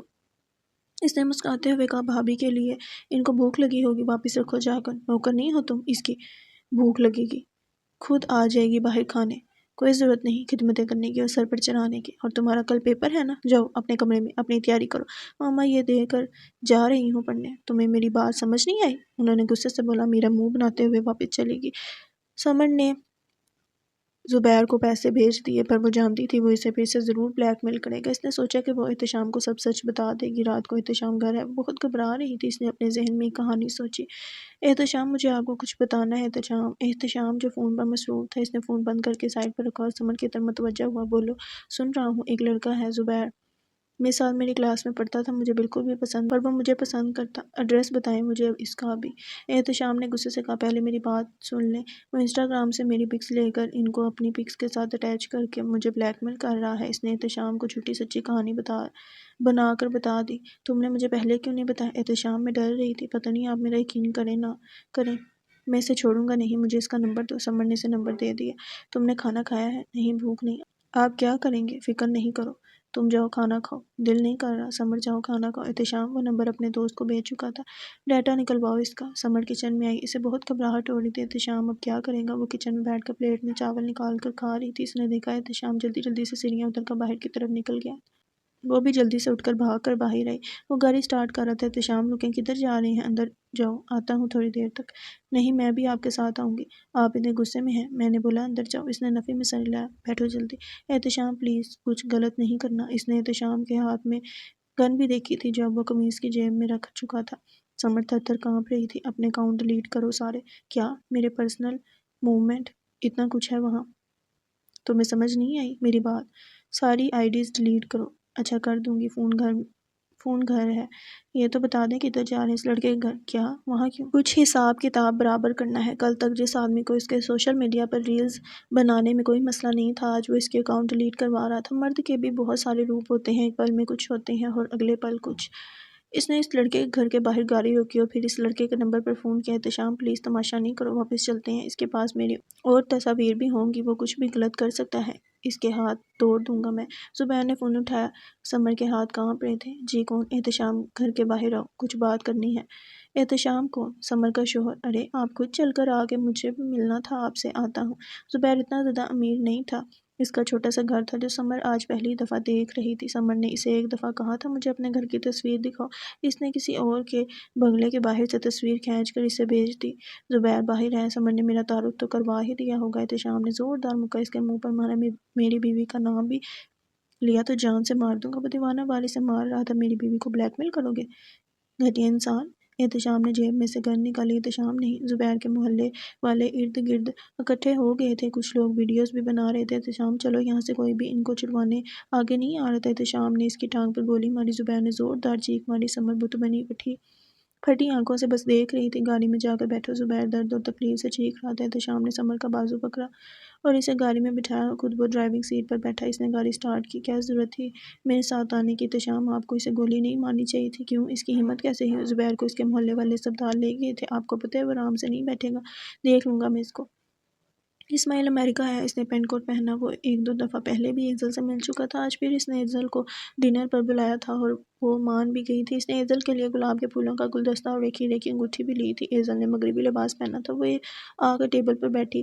ہائے miss beautiful, you are looking very nice, ایزل نے مسکراتے ہوئے کہا۔ تھینکس۔ اس کے بعد انہوں نے ڈنر کرنا شروع کیا۔ ایزل میں کچھ کہنا چاہتا ہوں۔ ہاں بولو۔ کیا تم مجھ سے شادی کرو گی؟ وٹ؟ تم ہوش میں تو ہو؟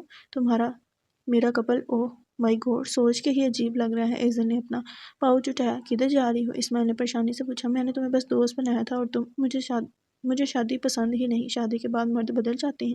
نہیں ایزل، ایسا نہیں ہے، مجھ سے اب کبھی بات مت کرنا، مجھے اپنی شکل بھی نہ دکھانا۔ تھوڑی سی لفٹ کیا کروا دی؟ شادی کے خواب دیکھنا شروع ہو گئے؟ ایزل پلیز ٹھنڈے دماغ سے فیصلہ کرو۔ I really love you. بس تمہارا ماضی کسی سے چھپا نہیں۔ ہر دن نئی لڑکی تمہاری سٹوری میں ہوتی ہے، تو پھر تم نے مجھے دوست کیوں بنایا تھا؟ دوست بنانے اور شوہر بنانے میں بہت فرق ہے۔ ایزل جانے لگی۔ اسماعیل نے اس کا ہاتھ پکڑا۔ تم ایسے میری انسلٹ کر کے نہیں جا سکتی۔ اسماعیل کی آنکھیں غصے سے سرخ ہو رہی تھی۔ تمہاری ہمت کیسے ہوئی مجھے ٹچ کرنے کی؟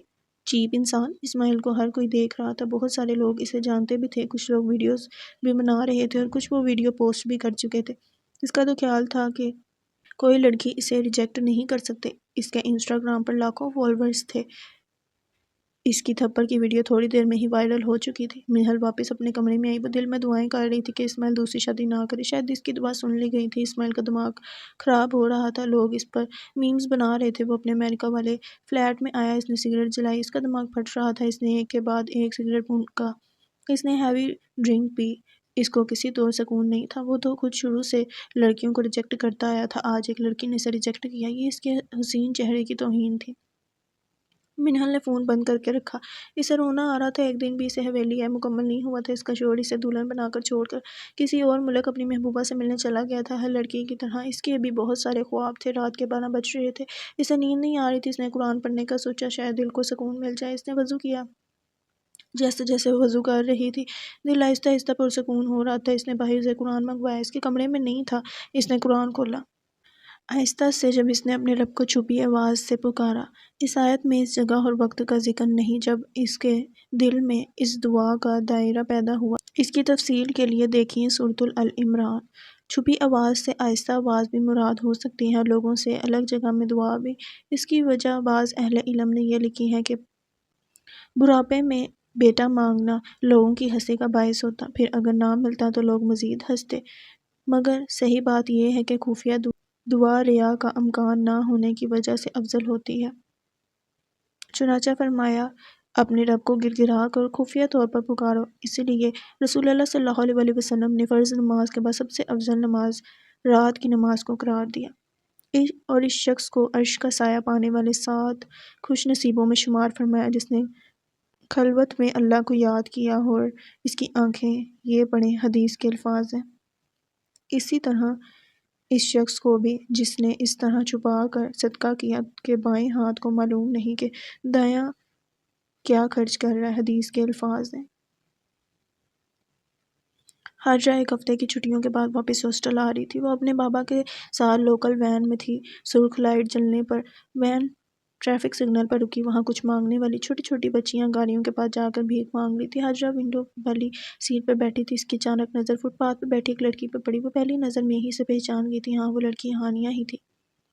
وہ لوگوں سے بھیک مانگ رہی تھی۔ حاجرہ کو اپنی آنکھوں پر یقین نہ آیا۔ اچانک گرین لائٹ آن ہوئی، وین چلنے لگی۔ وہ اس سے بات کرنا چاہتی تھی، وہ پوچھنا چاہتی تھی کہ وہ اس حال تک کیسے پہنچی۔ اس کے دماغ میں ایک ساتھ بے شمار سوال پیدا ہوئے۔ ہانیہ کو نہیں پتہ چلا کیونکہ وہ کسی سے بھیک مانگ رہی تھی۔ ویسے بھی حاجرہ کے چہرے پر نقاب تھا۔ وہ باقی کا سارا راستہ بے سکون رہی۔ کچھ ماہ پہلے ہانیہ اس ہاسٹل میں نہیں آئی تھی، پہلے وہ کسی اور ہاسٹل میں رہتی تھی۔ وہ انتہائی معصوم لڑکی تھی، جلدی باتوں میں آ جاتی تھی۔ تب اس روم میں صرف ردا تھی، یہ دونوں اکٹھی ایک روم میں رہتی تھی۔ ردا نے ہانیہ کو پہلے بہت اچھا بن کر دکھایا اور پھر وہ دونوں دوست بن گئی۔ ایک دن ردا اسے اپنی باتوں میں لگا کر ایک پارٹی میں لے گئی جیسے اس دن حاجرہ کو لے کر جانے کی کوشش کی تھی۔ وہاں لڑکیاں لڑکے تھے۔ وہاں ایک لڑکے نے ہانیہ کو دیکھا اور ہانیہ کو بھی وہ لڑکا پسند آ گیا۔ ہانیہ کا تعلق ایک شریف گھر سے تھا۔ اس لڑکے نے ہانیہ کو اپنے جال میں پھنسا کر اپنی دوست بنا لیا اور ادھر سے ہی گمراہی کا رستہ شروع ہوا۔ وہ لڑکا ہانیہ کو شادی کے سب اسباق دکھاتا رہا۔ وہ اس کی محبت میں اندھی ہو گئی تھی۔ وہ ساری رات اس سے باتیں کرتی تھی،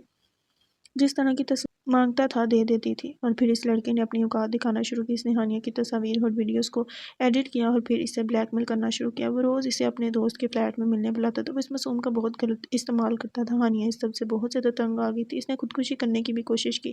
وہ 1 ماہ سے ہسپتال رہی۔ جب اس لڑکے کو پتہ چلا کہ اس نے خودکشی کرنے کی کوشش کی ہے، اس نے خوف کھاتے ہوئے اس کی وہ ساری ویڈیوز ڈیلیٹ کر دیں اور اس کا پیچھا بھی چھوڑ دیا تھا۔ کچھ عرصہ سکون سے گزر گیا۔ اس شخص نے پھر سے ہانیہ سے رابطہ کیا، پر اب کی بار وہ اس سے نکاح کرنا چاہتا تھا، عزت سے۔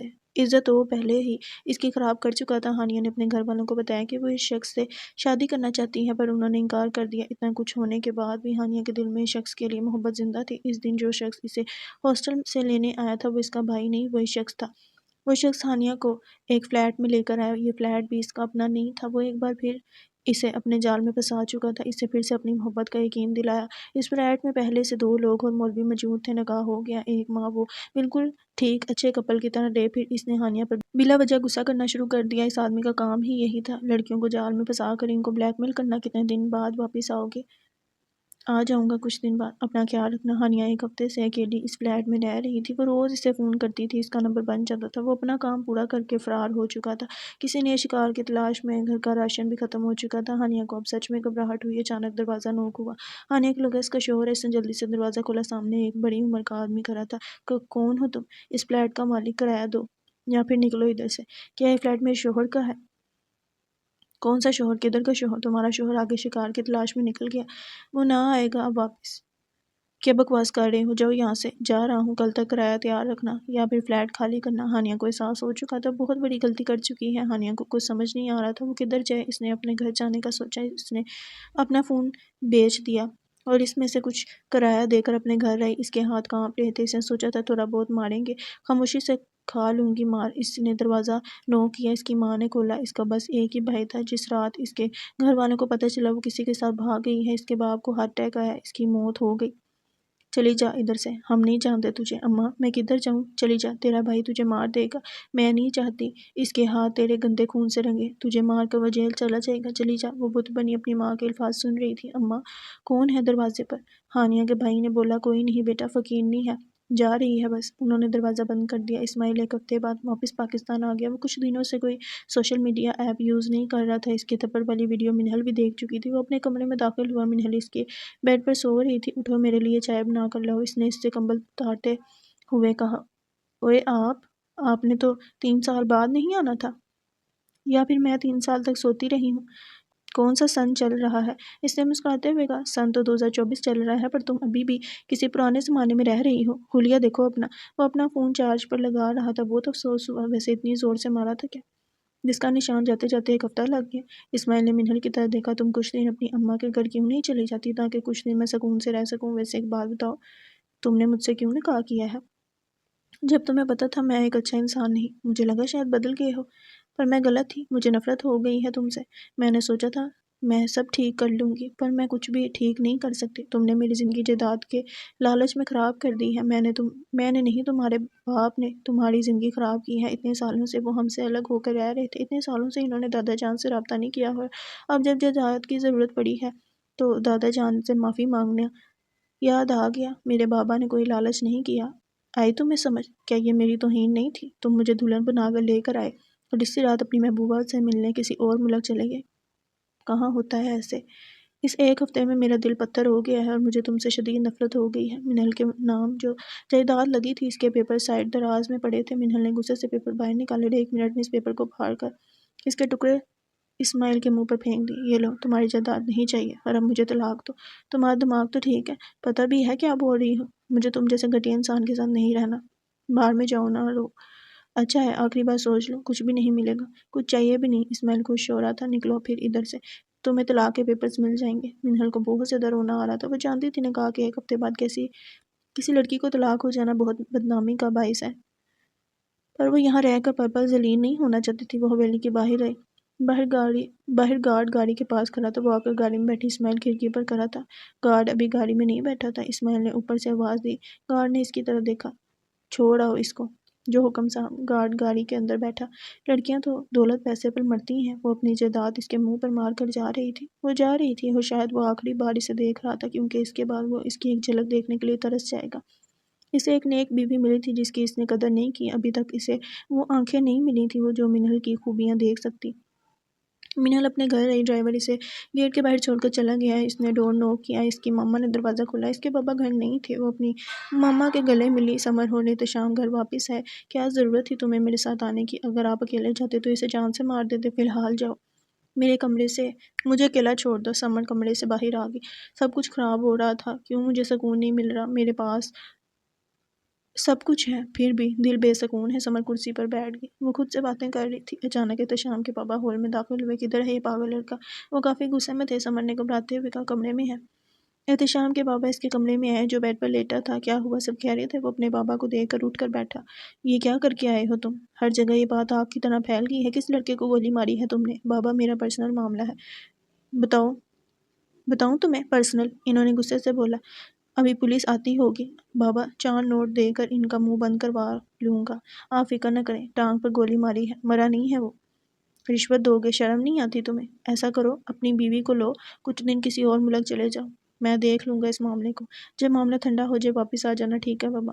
ہاجرہ ہاسٹل واپس آ چکی تھی۔ دانیہ پارٹی پر جانے کے لیے تیار ہو رہی تھی۔ آج وہ اکیلی جا رہی تھی۔ ریتا کی طبیعت خراب تھی۔ ہاجرہ نے محسوس کیا۔ ریتا بہت کمزور لگ رہی تھی۔ اس کی آنکھوں کے نیچے سیاہ حلقے پڑے تھے۔ ہاجرہ اپنی اسائنمنٹ بنا رہی تھی۔ اچانک ریتا اٹھی اور بھاگ کر واش روم کی طرف گئی۔ اسے خون کی الٹی آئی۔ اس کی ناک سے خون بہہ رہا تھا۔ ہاجرہ گھبرا گئی۔ اس نے باہر سے آواز دی، سب ٹھیک ہے؟ ہاں میں ٹھیک ہوں، ریتا نے بولا۔ ریتا کو چکر آ رہے تھے۔ وہ اپنے ناک پر بار بار پانی ڈال رہی تھی۔ تھوڑی دیر بعد خون تھم گیا۔ اس کے ہاتھ کانپ رہے تھے۔ واش روم سے باہر آئی۔ وہ آہستہ آہستہ قدم اٹھاتی ابھی اپنے بیڈ تک آئی ہی تھی کہ زمین پر بے ہوش ہو کر گر گئی۔ ہاجرہ بھاگ کر اس کے پاس آئی۔ اس نے باہر جا کر انچارج کو آواز دی۔ انہوں نے ایمبولینس کو کال کی۔ ہاجرہ مسلسل اسے اٹھانے کی کوشش کر رہی تھی۔ ان لوگوں نے اس کے منہ پر پانی بھی ڈالا۔ تھوڑی دیر بعد ایمبولینس آئی۔ وہ لوگ اسے ہسپتال لے کر گئے۔ اس کی حالت بہت سیریس تھی۔ وہ بہت زیادہ نشہ کرتی تھی۔ آج کل کے نوجوان نسل بہت مزے سے نشہ کرتی ہے، اور وہ یہ بھی نہیں سوچتے اس کا ان کی صحت پر کتنا برا اثر ہوگا۔ وہ لڑکوں کو نشہ فروخت کرتی تھی۔ کتنے لوگوں کی زندگی اس لڑکی کی وجہ سے خراب ہوئی۔ یہ مکافات عمل تھا۔ ریتا کے ڈاکٹرز نے ٹیسٹ کیے۔ اسے پھیپھڑوں کا کینسر تھا۔ اس کی کڈنیاں ڈیمیج ہو چکی تھیں۔ سگریٹ کا سب سے زیادہ اثر گردے اور ہوا کی نالیوں پر ہی ہوتا ہے۔ سمر اور احتشام ترکی گھومنے آئے تھے۔ وہ ایک ہوٹل میں رہ رہے تھے۔ سمر کا موڈ بھی یہاں آ کر بہتر ہو گیا تھا۔ بیڈ پر اپنا فون لے کر بیٹھی تھی۔ احتشام کافی دیر سے نوٹ کر رہا تھا۔ سمر نے منہ بنایا ہے۔ کیا ہوا؟ احتشام نے پوچھا۔ آپ نے اس دن بولا تھا اپنا انسٹاگرام اکاؤنٹ ڈیلیٹ کر دوں، پر میرا دل نہیں کر رہا ہے۔ میں نے 4 سال اس اکاؤنٹ پر محنت کی ہے، اپنی کمیونٹی بنائی ہے، میرے اتنے پرسنل مومنٹ ہیں۔ اس نے رونے والی شکل بنائی تھی۔ اچھا ٹھیک ہے، نہ کرو ڈیلیٹ۔ तब मैं गुस्से में था। सच्ची? समर ने खुश होते हुए कहा। हाँ सच्ची, मुझे आपको एक और बात भी बतानी है। मुझे एक मेकअप आर्टिस्ट का मैसेज आया था इंस्टाग्राम पर। हमारा शादी वाला शूट बहुत वायरल हुआ है। वो मेरा ब्राइडल शूट करना चाहती है और इस शूट का मुझे 1 लाख के करीब मिलेगा। एहतशाम को समझ नहीं आ रहा था वो इजाज़त दे या ना दे, पर 1 लाख का सुनकर वो भी मान गया। आजकल के मर्दों में बिल्कुल भी गैरत बाकी नहीं रही, पहले ज़माने की बात है।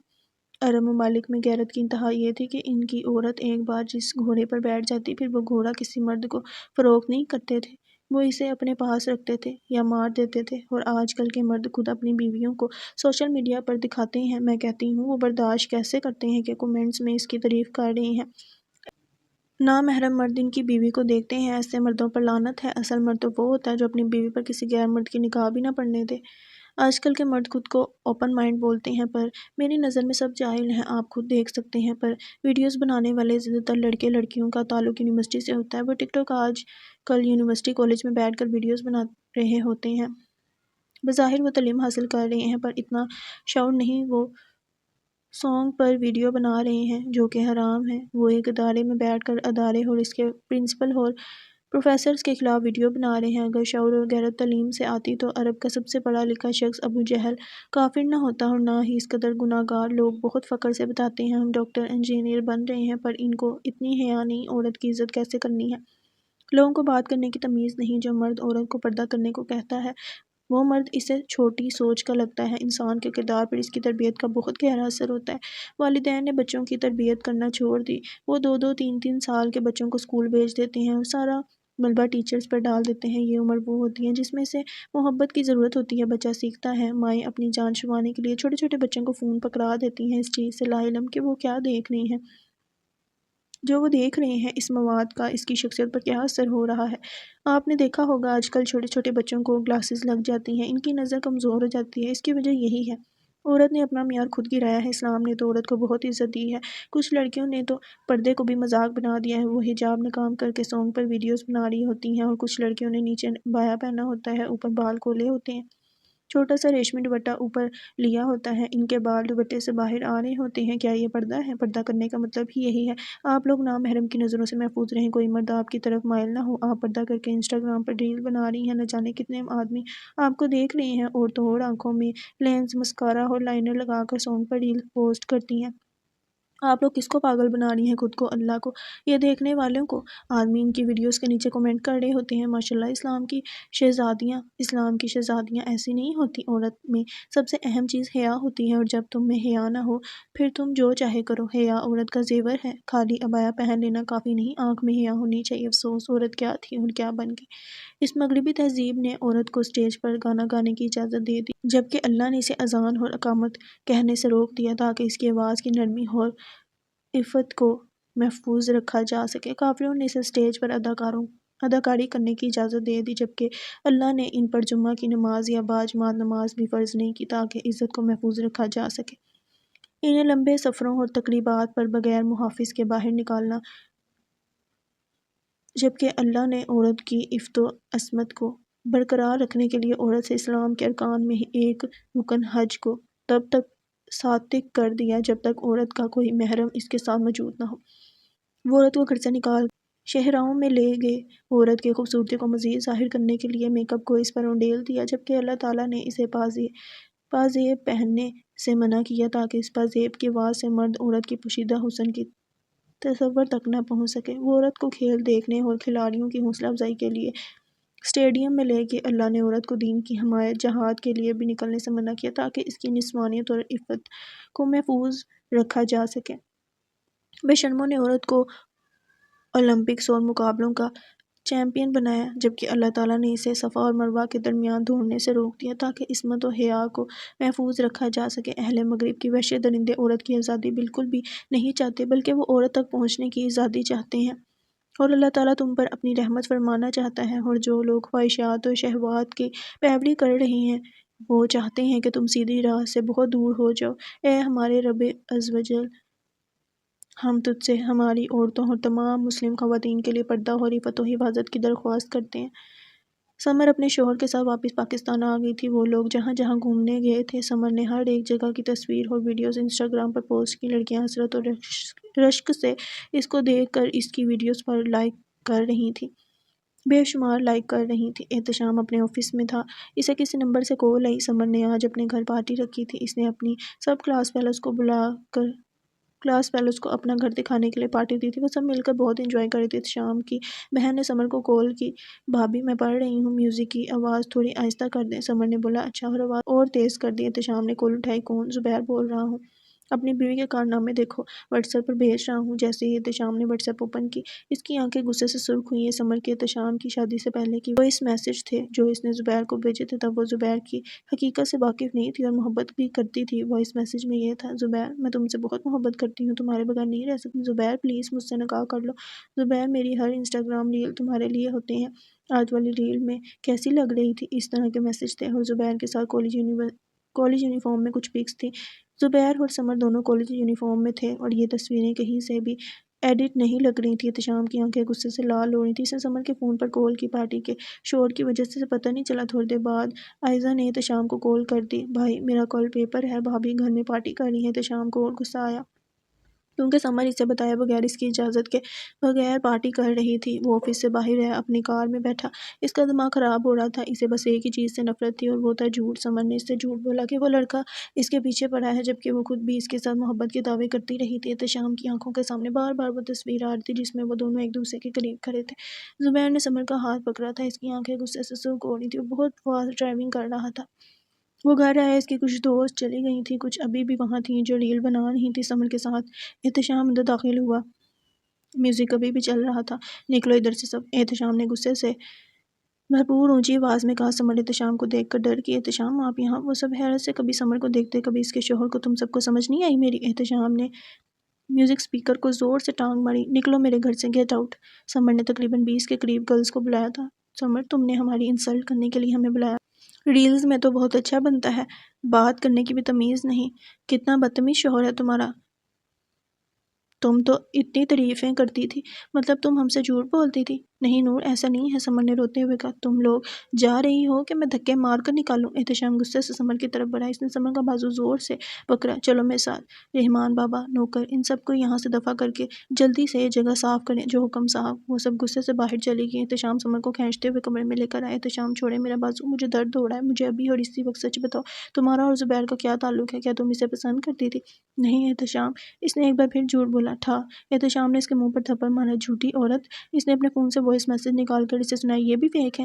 بولو گھٹیا عورت، اب سمجھ آئی تم روز ریل کیوں پوسٹ کرتی ہو؟ تاکہ عاشق تمہارا دیدار کرتا رہے۔ احتشام بس کر دیں، جو دل میں آ رہا ہے بول رہی ہیں، بکواس بند کرو اپنی بد کردار عورت، اب میرے آگے زبان چلاؤ گی؟ تم سے شادی میری لائف کی سب سے بڑی غلطی ہے، تمہارے عاشق مجھے میسج کرتے ہیں، تم میرے گھر نہیں رہ سکتی، تم آئزہ کو بھی خراب کر دو گی، نکلو میرے گھر سے، بلکہ میں تمہیں خود چھوڑ کر آتا ہوں، تمہارے باپ سے بھی بات کرنی ہے، اپنی بدنامی میرے گلے ڈال دی، جب تمہیں اس زبیر سے محبت تھی تو تمہاری شادی اس سے کرواتے نہیں ہے محبت۔ سمر نے روتے ہوئے کہا، جھوٹ بول رہی ہوں، چلو میرے ساتھ۔ احتشام اسے زبردستی اس کے بابا کے گھر لے کر آئے، وہ سارے راستے روتی رہی۔ اس نے سمر کے بابا کو بہت باتیں سنائی، سمر پر بہت گندے گندے الزام لگائے۔ جب انسان سے کوئی غلطی ہوتی ہے تو زمانہ دنیا جہاں کے گناہ اس انسان کی ذات کے ساتھ جوڑ دیتا ہے۔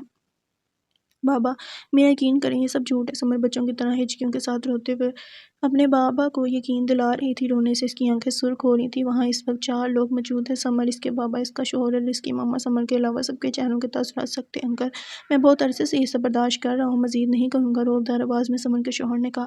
بابا بیٹا کیا کوئی دوسرا راستہ نہیں ہے؟ نہیں انکل، اس مسئلے کا حل صرف طلاق ہے۔ سمر کی آنکھیں حیرت سے پھیلیں، آنسوؤں کی رفتار میں اضافہ ہوا۔ بہت جلد میں پیپرز بھیج دوں گا۔ سمر کے بابا خاموش ہو گئے، ان کے پاس کہنے کو کچھ تھا ہی نہیں۔ کچھ حد تک وہ بھی اس سب کے ذمہ دار تھے، سارا قصور سمر کا نہیں تھا۔ یہ اس کی فون کی بلاک لسٹ چیک کریں انکل، سارے لڑکے ہیں، سارے اس کے عاشق ہیں، ان سے باتیں کرتی ہوگی، جب دل بڑھ جاتا ہوگا بلاک کر دیتی ہوگی۔ انکل آپ کو شرم نہیں آئی؟ اپنی اتنی آوارہ بیٹی کی شادی مجھ سے کروا دی، اس کی خاطر میں نے اس کے عاشق کو گولی ماری، میری ساری ریپوٹیشن خراب ہوگی، پولیس ہمارے گیٹ تک آئی، آج تک پولیس ہمارے گھر نہیں آئی۔ اپنی اس آوارہ بیٹی کو اپنے پاس رکھیں، بلکہ جب طلاق دوں گا اس 2 کوڑی کے گھٹیا زبیر سے اس کی شادی کروا دینا، میری اترن پہنے گا وہ۔ احتشام بس کر دیں، چلے جائیں یہاں سے، سمر نے چیختے ہوئے کہا، جبکہ سمر کے بابا ماما خاموشی سے سب سن رہے تھے۔ اس کی آنکھوں سے آنسو نکل رہے تھے۔ احتشام وہاں سے چلا گیا، سمر بھاگ کر اپنے کمرے کی طرف چلے گی۔ وہ اپنے ماں باپ کی شکل دکھانے کے لائق بھی نہیں رہی تھی۔ احتشام اس پر ایسے الزام لگا کر گیا تھا، وہ اپنے کمرے میں گئی، اس نے کمرہ لوک کر دیا، بہت زیادہ رو رہی تھی، ساتھ کانپ رہی تھی۔ اسے وہ میسج یاد آیا جو ایک لڑکی نے اسے کیا تھا، اپنی زندگی پرائیویٹ رکھو۔ زبیر کو اس نے بلاک کیا تھا، پر وہ فیک آئی ڈی سے اس کی اپنے شوہر کے ساتھ ریلز دیکھتا تھا، ساتھ ساتھ جیلس ہوتا تھا۔ ہاں، والدین کے بچوں کی دی گئی ضرورت سے زیادہ آزادی بعض اوقات گلے پڑ جاتی ہے۔ بچوں پر شیر جیسی نظر رکھنی چاہیے۔ بہت کم بچے ہوتے ہیں جو اپنے والدین کی طرف دی گئی آزادی کا ناجائز فائدہ نہیں اٹھاتے۔ سمر بھاگ کر کمرے سے باہر اور کچن کی طرف گئی۔ اس کی ماما نے اسے بھاگ کر کچن کی طرف جاتے دیکھا۔ اس نے چاقو پکڑا اور اپنی کلائی پر کٹ لگا لیا۔ اتنی بدنامی کے بعد وہ زندہ نہیں رہنا چاہتی تھی۔ جب پورے سوشل میڈیا کو پتہ چلے گا سمر سلطان کو طلاق ہو گئی ہے، لوگ باتیں بنائیں گے، وہ حرام موت کو گلے لگانے کے لیے تیار ہوگی۔ اس کی ماما اس کے پیچھے آئی۔ یہ سب بہت زیادہ جلدی ہوا تھا۔ وہ اپنی ماما کے آتے آتے ہی کٹ لگا چکی تھی اور اپنے خون کو دیکھ کر بے ہوش ہو گئی تھی۔ اس کی کلائی سے فوارے کی طرح خون نکلنا شروع ہوا تھا۔ اس کی ماما نے اس کے بابا کو آواز دی، جیسی بھی تھی ان کی بیٹی تھی، وہ بھی اکلوتی، ان کو سمر سے بہت محبت تھی۔ وہ لوگ اسے ہسپتال لے کر آئے۔ منہل اپنی طرف سے سب کشتیاں جلا کر واپس آ چکی تھی، پر قسمت کو کچھ اور ہی منظور تھا۔ اس نے ابھی تک اپنے ماں بابا کو نہیں بتایا تھا۔ وہ جائیداد کے پیپرز واپس کر رہی ہے اور اسماعیل سے طلاق کا بھی مطالبہ کر رہی ہے۔ وہ سمجھ رہے تھے ویسے ہی ملنے آئی ہے۔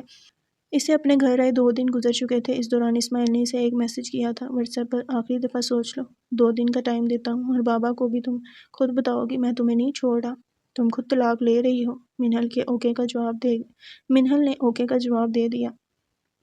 منہل کا آج مسجد جانے اور اپنی ٹیچر سے ملنے کا دل کر رہا تھا۔ وہ اس معاملے میں ان سے مشورہ کرنا چاہتی تھی۔ اس کا ان سے ملنے کا بہت دل کر رہا تھا۔ منہل نے عبایا پہنا تیار ہوئی۔ آنکھوں کے علاوہ اس کا پورا جسم کور تھا۔ مسجد اس کے گھر کے قریب ہی تھی۔ اس کی ماما کچن میں کھانا بنا رہی تھی۔ ماما، میں تھوڑی دیر تک آتی ہوں، مسجد جا رہی ہوں۔ ٹھیک ہے بیٹا۔ وہ اپنی ماضی کو یاد کر رہی تھی۔ کچھ عرصہ پہلے کوئی اسماعیل نام کا شخص اس کی زندگی میں نہیں تھا۔ اسماعیل نے منہل کی قدر نہیں کی۔ منہل مسجد میں داخل ہوئی اور خاموشی سے ہر بار کی طرح قطار میں جا کر بیٹھ گئی۔ ٹیچر منہل کی طرف دیکھ کر مسکرائی۔ منہل کے اتنے دنوں بعد یہاں آنے پر ان کو خوشی ہوئی تھی۔ منہل بھی ہلکا سا مسکرائے۔ ان کی طرف دیکھ کر یہاں سب لڑکیاں ہی تھیں، اس لیے وہ یہاں آ کر چہرے سے نقاب اتار دیتی تھی۔ السلام علیکم میری پیاری بچیوں، امید ہے سب خیریت سے ہوں گے۔ وعلیکم السلام ٹیچر۔ تو پھر آج کا ٹاپک شروع کرتے ہیں۔ سب لڑکیاں ایک دفعہ درود ابراہیمی اور آیت الکرسی پڑھ لیں۔ تھوڑی دیر خاموشی چھا گئی۔ 5 منٹ بعد مس نے پوچھا، پڑھ لیا سب نے؟ جی مس، گڈ۔ آپ لوگوں کو آیت الکرسی کی فضیلت پتہ ہے؟ آیت الکرسی کی فضیلت۔ آیت الکرسی قرآن مجید کی سب سے فضیلت والی آیت ہے اور تمام آیتوں کی سردار۔ سورۃ البقرہ کی آیت نمبر 255 آیت الکرسی ہے۔ ان آیات کے بارے میں نبی کریم صلی اللہ علیہ وسلم نے فرمایا، جو شخص ہر فرض نماز کے بعد ان آیت الکرسی کو پڑھتا ہے، اسے جنت میں داخل ہونے سے صرف موت ہی روک سکتی ہے۔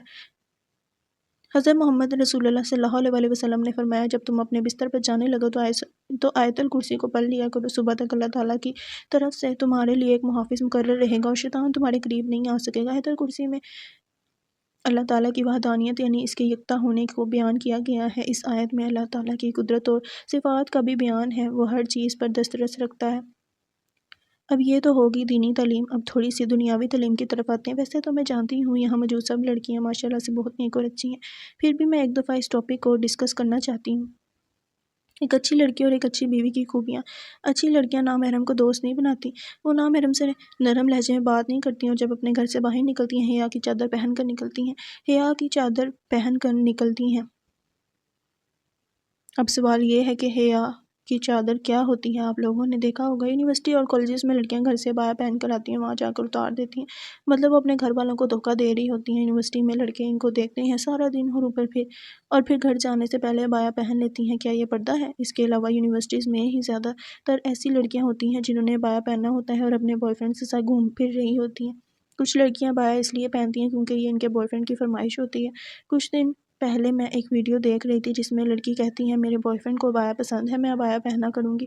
مطلب وہ اپنے اللہ کو خوش کرنے کے لیے عبایا نہیں پہن سکتی۔ پردہ، عبایا، یہ سب ہم لڑکیاں اللہ تعالیٰ کو راضی کرنے کے لیے پہنتی ہیں۔ وہ ایک نامحرم شخص کو خوش کرنے کے لیے پردہ کر رہی ہے۔ یہ چادر حیا کی چادر نہیں۔ اچھی لڑکیاں اپنے ماں باپ کی عزت کا خیال رکھتی ہیں اور اپنی عزت کا بھی۔ ان کی عزت ان کے پاس ان کے مستقبل کے شوہر کی امانت ہوتی ہے، اس لیے اس کی حفاظت بہت ضروری ہے۔ اچھی لڑکیاں پردہ کرتی ہیں، سوشل میڈیا پر اپنی نمائش نہیں کرتی۔ اچھی لڑکیوں سے اگر کوئی غلطی ہو جائے، احساس ہونے پر فوراً توبہ کرتی ہیں۔ اچھی لڑکیاں صرف لڑکیوں کو دوست بناتی ہیں، نماز پڑھتی ہیں، خود کو صاف ستھرا رکھتی ہیں۔ طہارت اور پاکیزگی بہت ضروری ہے۔ ویسے بھی صفائی نصف ایمان ہے۔ نکاح سے پہلے محبت نہیں کرتی، کیونکہ نکاح سے پہلے کی محبت بس فریب ہوتی ہے۔ قرآن پڑھتی ہیں، بڑوں کا احترام کرتی ہیں، کسی نامحرم کی ویڈیوز یا پوسٹ پر جا کر لائک یا کمنٹ نہیں کرتی وغیرہ، واو نائس ہینڈسم وغیرہ وغیرہ، اصل میں شیطان نامحرم کو حسین بنا کر دکھاتا ہے۔ جب آپ کو کسی نامحرم سے اٹریکشن ہو تو اس تسمیہ پڑھ لینا چاہیے۔ اب آتے ہیں اچھی بیوی کی طرف۔ جس لڑکی میں یہ ساری خوبیاں ہوں گی جو میں نے پہلے بیان کی ہیں، وہ خود بخود ایک اچھی بیوی بن جائے گی۔ اچھی بیویاں اپنے شوہر کی عزت کرتی ہیں اور ان کے سامنے اونچی آواز میں بات نہیں کرتی۔ باقی جو لڑکی اسلام کے قریب ہوگی، اس سے خود ہی سب معلوم ہوگا کہ وہ اپنی ازواجی زندگی کو کیسے خوبصورت بنا سکتی ہے۔ قرآن میں سب سے زیادہ آیات جس رشتے کے بارے میں ہے وہ ہے میاں بیوی کا رشتہ۔ امید ہے آپ سب کو آج کا ٹاپک پسند آیا ہوگا۔ آج کے ٹاپک کا اختتام کرتے ہیں۔ لڑکیاں قطار کی صورت میں وہاں سے اٹھ کر آہستہ آہستہ جانا شروع ہو گئی۔ منہل اٹھ کر ٹیچر کے پاس آئی۔ مجھے آپ سے کچھ بات کرنی ہے، آ جاؤ میرے پیچھے۔ ٹیچر کا نام نہال تھا۔ نہال اسے اپنے پیچھے ایک کمرے میں لے کر آئی۔ یہ کمرہ بھی مسجد کا حصہ تھا۔ ایک چھوٹا سا کمرہ تھا، اس میں مختلف اسلامی کتابیں پڑھی تھیں اور درمیان میں ایک شیشے کی ٹیبل پڑی تھی۔ اس کے ارد گرد 2 کرسیاں پڑی تھیں۔ مس نہال کرسی پر بیٹھی اور منہل کو بھی بیٹھنے کا اشارہ کیا۔ اس کمرے کے فرش پر بھی قالین بچھا تھا۔ ایک بات کرنی تھی آپ کو، میرا نکاح ہوا ہے 10 دن پہلے۔ 1 ہفتہ میں اپنے شوہر کے گھر رہی ہوں، 3 دن مجھے وہاں سے واپس آئے ہو چکے ہیں۔ مطلب آپ 3 دن سے اپنے میکے میں ہیں؟ جی، میرا نکاح میرے کزن تایا ابو کے بیٹے کے ساتھ ہوا ہے۔ وہ بالکل بھی اچھا انسان نہیں ہے۔ اچھا، کیا برا کیا ہے اس نے؟ ٹیچر نے پوچھا۔ سب سے پہلے تو اس کی بہت ساری گرل فرینڈز ہیں۔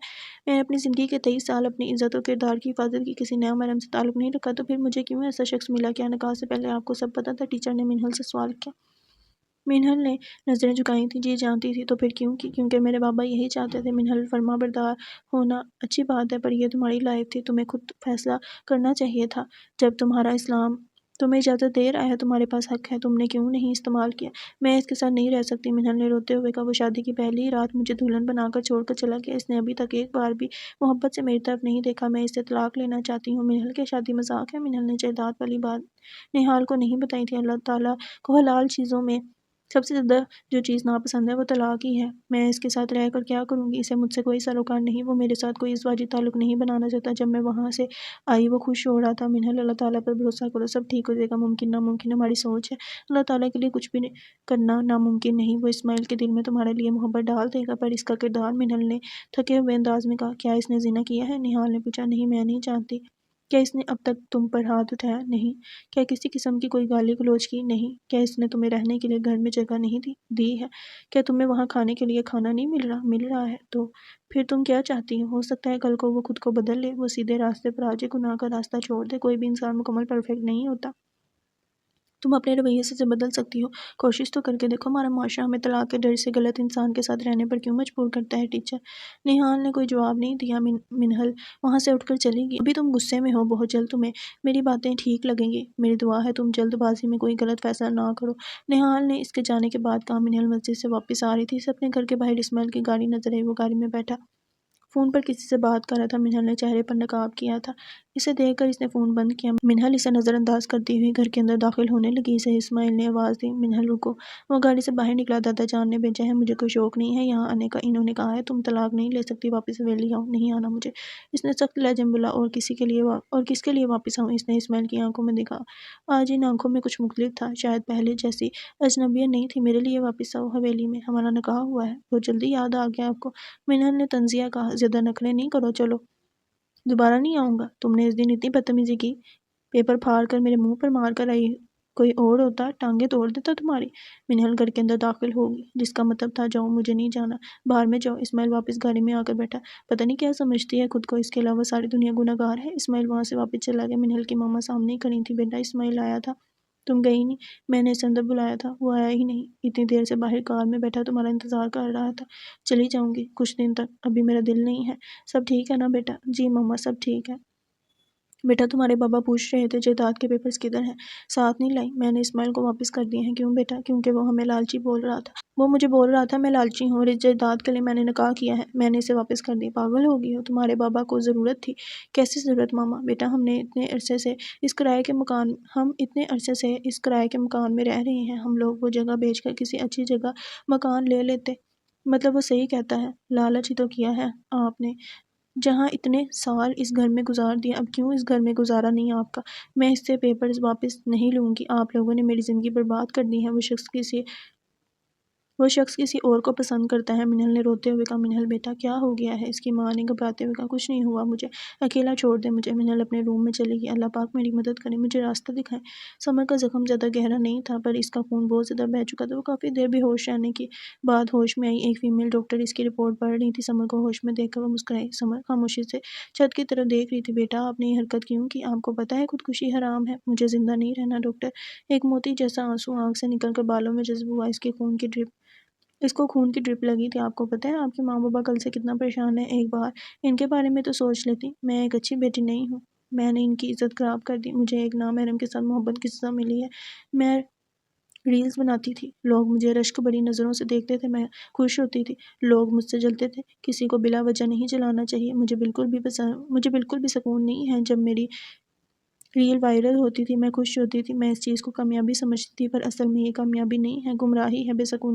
لائک، شیئر، فالو، کمنٹس کی جنگ۔ لوگوں نے اس چیز کو زندگی کا مقصد بنا لی ہے، اصل مقصد تو کچھ اور ہے۔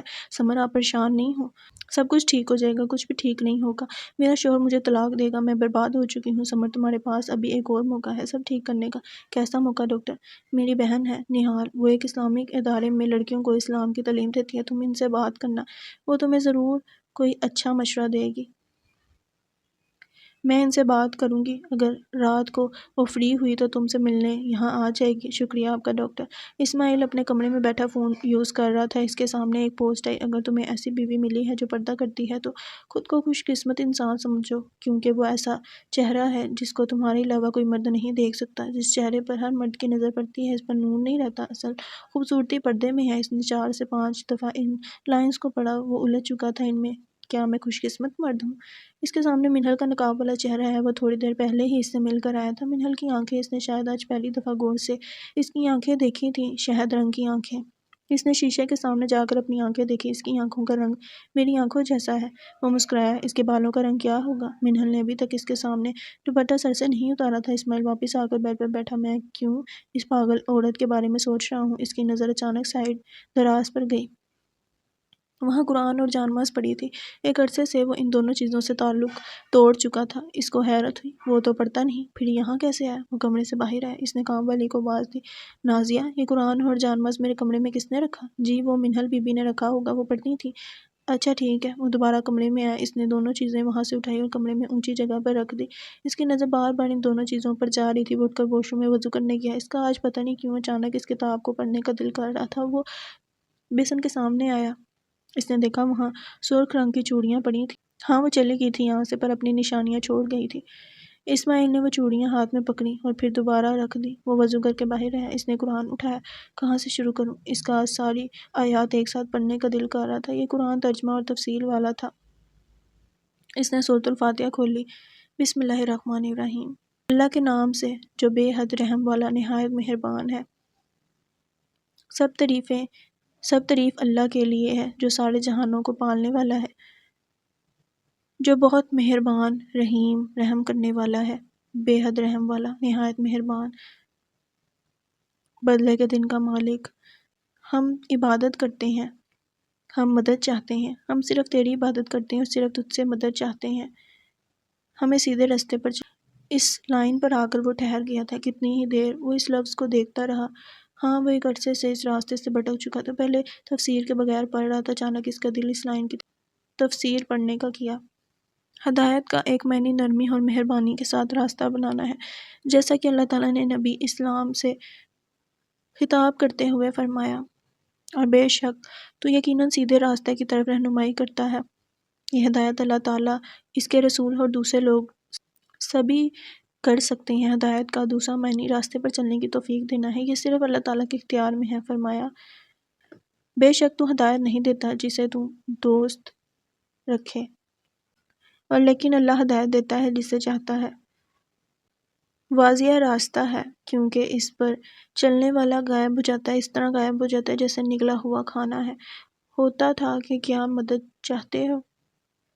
اللہ تعالیٰ نے جواب یہ سکھایا کہ کہو پروردگار ہمیں زندگی کے ہر لمحے میں اور ہر کام میں تیری ہدایت کی ضرورت ہے، کیونکہ اگر تو نہ بتائے تو ہم ظلم و جہول کسی چیز کے متعلق جان بھی نہ بتائے تو ہم ظلم و جہول کسی چیز کے متعلق جان ہی نہیں سکتے۔ اس میں صحیح راستہ کیا ہے؟ اگر جان بھی لیں تو اپنے نفس کو کمزوریوں، شہوت اور غضب، حسد، طمع، بخل اور کبر وغیرہ کی وجہ سے ہو، شیطان اور دوسرے دشمنوں کی وجہ سے۔ اس صحیح راستے پر چلنا اور قائم رہنا تیری توفیق کے بغیر ممکن نہیں۔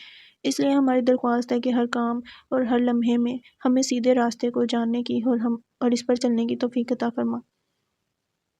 بعض لوگ یہاں ایک سوال ذکر کرتے ہیں کہ جب ہم پہلے ہی ہدایت پر ہیں تو پھر ہدایت کی درخواست کا کیا مطلب؟ اس کا جواب وہ یہ دیتے ہیں کہ مقصد یہ ہے کہ ہمیں ہدایت پر قائم رکھ۔ یہ مطلب بھی درست ہے، مگر آپ خود سوچ لیں کہ انسان کو ہر لمحے کسی نہ کسی کام کے متعلق فیصلہ کرنا ہوتا ہے کہ مجھے اس میں کیا کرنا ہے۔ تھوڑی سی لغزش اسے بہت دور پہنچا دیتی ہے۔ اس لیے یہ کہنا کہ ہم ہر وقت اور ہر کام میں ہدایت پر ہیں بہت بڑی دلیری کی بات ہے۔ اس لیے یہ حقیقت تسلیم بہت بڑی دلیری کی بات ہے۔ اس لیے یہ حقیقت تسلیم کرتے ہوئے کہ اللہ تعالیٰ کی ہدایت کے بغیر ہم کسی بھی قدم پر گمراہی کا شکار ہو سکتے ہیں، ہر وقت اللہ تعالیٰ سے ہدایت مانگتے رہنا لازم ہے۔ صراط المستقیم سے مراد دین اسلام ہے، کیونکہ اللہ تعالیٰ تک اور جنت تک پہنچانے والا یہی واضح، صاف اور سیدھا رستہ ہے۔ اللہ تعالیٰ نے خود اس کی صراط فرمائی،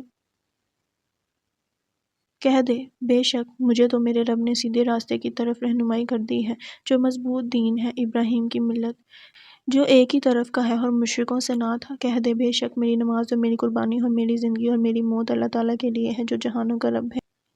اس کا کوئی میری نماز اور میری قربانی اور میری زندگی اور میری موت اللہ تعالیٰ کے لیے ہے، جو جہانوں کا رب ہے۔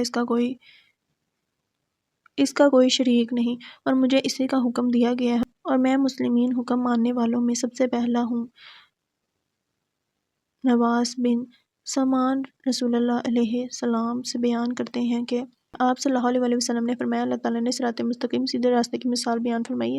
اس راستے کے دونوں طرف دو دیواریں ہیں جن میں کھلے ہوئے دروازے ہیں، ان دروازوں پر پردے لٹکے ہوئے ہیں، اور اس راستے کے دروازوں پر پردے لٹکے ہوئے ہیں، اور اس راستے کے دروازے پر ایک بلانے والا ہے جو کہتا ہے اے لوگوں تم سب اس راستے پر داخل ہو جاؤ اور ٹیرے مت ہونا، اور ایک بلانے والا اس راستے کے اوپر کنارے پر آواز دے رہا ہے۔ جب کوئی انسان ان دروازوں میں سے کسی کو کھولنا چاہتا ہے تو وہ کہتا ہے افسوس تجھ پر، اسے مت کھول، کیونکہ اگر تو اسے کھولے گا تو اس میں داخل ہو جائے گا۔ وہ راستہ اسلام ہے اور وہ دونوں دیواریں اللہ تعالیٰ کی حدود ہیں اور دروازے اللہ تعالیٰ کی حرام کردہ چیزیں ہیں، اور راستے کی شروع میں بلانے والی چیز اللہ کی کتاب ہے، اور راستے کے اوپر کنارے والا اللہ تعالیٰ کا نصیحت کرنے والا ہے جو ہر مسلم کے دل میں ہے۔ معلوم ہوا صراط مستقیم اسلام ہے جو ہمارے پاس کتاب و سنت کی صورت میں موجود ہے۔ اس لیے جب کوئی کتاب و سنت سے ہٹ کر کسی شخصیت یا گروہ کے پیچھے لگتا ہے تو وہ صراط مستقیم سے ہٹ جاتا ہے، پھر اس کے لیے منزل مقصود جنت تک پہنچنا کسی صورت ممکن نہیں جب تک ان تمام ٹیڑھی راہوں سے ہٹ کر کتاب و سنت کی واضح، کشادہ اور روشن اور سیدھی راہ پر نہیں آتا۔ صراط مستقیم میں پورا اسلام اور اس کے احکام آ گئے ہیں، باقی قرآن و سنت اس کی تفصیل ہے۔ بس وہ صراط مستقیم کو تلاش کر چکا تھا، وہ آہستہ آہستہ پڑھتا جا رہا تھا، ایک آیت کے بعد دوسری آیت، اس کی پوری تفسیر وہ ایک رات میں سورۃ بقرہ مکمل کر چکا تھا۔ بس پڑھتا جا رہا تھا۔ اس نے بچپن میں ایک دو دفعہ قرآن پڑھا تھا، وہ بھی ترجمے کے بغیر، آج وہ پہلی بار پڑھ رہا تھا۔ اس کی کیفیت عجیب سی تھی، اسے رونا آ رہا تھا، وہ اتنے سال اس کتاب سے دور رہا، اس کی بد نصیبی تھی، اسے اپنا ہر گناہ یاد آ رہا تھا، اس کا وجود ہلکا ہلکا لرز رہا تھا، وہ اتنے سال صراط مستقیم سے دور رہا۔ صبح کے 4 بج رہے تھے۔ یہ کیسی کتاب تھی جس کو لکھنے والے نے خود کہا ہے اس میں کوئی شک کی گنجائش نہیں ہے، اس کتاب میں کسی لفظ کی غلطی نہیں۔ کوئی بھی کتاب لکھنے والا اس چیز کی گارنٹی نہیں دے سکتا اس کی کتاب میں ذرا بھی غلطی نہیں ہوگی۔ اس کی آنکھیں سرخ ہو رہی تھیں، اس نے کتاب بند کی، دور سے اذانوں کی آوازیں آنا شروع ہوئیں، فجر کی اذانیں ہو رہی تھیں۔ بے شک اللہ جسے چاہے ہدایت دے۔ وہ شخص جو ایک عرصے سے نماز پڑھنا چھوڑ چکا تھا، ایک فجر کی اذان کے لیے وضو کر رہا تھا، وہ جیسے جیسے وضو کر رہا تھا اسے محسوس ہو رہا تھا اس کے گناہ دھل رہے ہیں، اس میں لاکھ برائیاں تھیں، پر اسے زنا نہیں کیا تھا۔ اس کو ایسے لگ رہا تھا اس سے کوئی بوجھ اتر رہا ہے۔ وہ اپنی عمر کا ایک عرصہ گمراہی میں گزار چکا تھا۔ اس نے جانماز بچھائی، اس نے سفید کلر کا سوٹ پہنا تھا، وہ بہت کم ہی ایسے کپڑے پہنتا تھا، زیادہ تر پینٹ شرٹ ہی پہنتا تھا۔ اس نے نماز کی نیت باندھی، پھر سے آنکھوں میں آنسو آ گئے۔ وہ تھوڑی دیر پہلے سورۃ فاتحہ پڑھ چکا تھا ترجمے کے ساتھ۔ وہ جیسے جیسے نماز میں سورۃ فاتحہ پڑھ رہا تھا ان الفاظ کے مطلب اس کے ذہن میں آ رہے تھے۔ آج اسے سچ میں صراط مستقیم کا مطلب معلوم ہوا تھا۔ سمر سے ملنے نہال ہسپتال آئی تھی۔ اس نے بایا پہنا تھا، شاید جلد ہی سمر بھی صراط مستقیم سے واقف ہونے والی تھی۔ اسے نہال نے بہت اچھے سے سب سمجھایا تھا۔ اس نے سمر کو مسجد آ کر اسلامک اسٹڈی جوائن کرنے کا مشورہ دیا۔ سمر نے اپنے سب اکاؤنٹ ڈیلیٹ کر دیے تھے، ہر جگہ سے اس کی ویڈیوز ختم کروا دی گئی تھی۔ احتشام نے اسے طلاق دے دی تھی، پر اسے دکھ نہیں تھا۔ وہ شخص ہی گھٹیا تھا جس نے اس کی چھوٹی سی غلطی پر اسے اس قدر ذلیل کیا۔ صرف 2 تصویروں کی بنیاد پر اسے سمر کو طلاق دے دی۔ سمر 3 ماہ عدت میں رہی، پر اس دوران اس نے خود کو بہت مضبوط کر لیا۔ وہ اسلام کو جاننا شروع ہو چکی تھی۔ جب اسے اپنا ماضی یاد آتا تھا آنکھیں نم ہو جاتی تھیں۔ نہال کی صحبت کا اس پر بہت اثر ہوا تھا۔ اس نے بھی بایا پہننا شروع کر دیا۔ آج وہ مسجد آئی تھی جب سے اس نے سوشل میڈیا کی جھوٹی دنیا کو چھوڑا تھا۔ اس کی زندگی پرسکون ہو گئی تھی۔ آج اس کا پہلا دن تھا۔ وہ آ کر ایک قطار میں بیٹھ گئی۔ منہل 3 ماہ سے اپنے بابا کے گھر تھی۔ وہ واپس نہیں جا رہے تھے۔ اسماعیل نے بھی اس دوران اس سے رابطہ نہیں کیا تھا۔ منہل کی ماما اور بابا اسے 1000 دفعہ بول چکے تھے واپس چلے جاؤ، پر وہ ان کی نہیں مان رہی تھی۔ منہل نے اسماعیل کو آج خود کال کی تھی۔ 3 ماہ بعد وہ نہیں جانتی تھی وہ اسے کیوں کال کر رہی ہے، بس اچانک اس کا دل کیا اور اس نے کال کر دی۔ تھوڑی دیر بعد کال اٹھا لی گئی۔ بولو کیسے ہو؟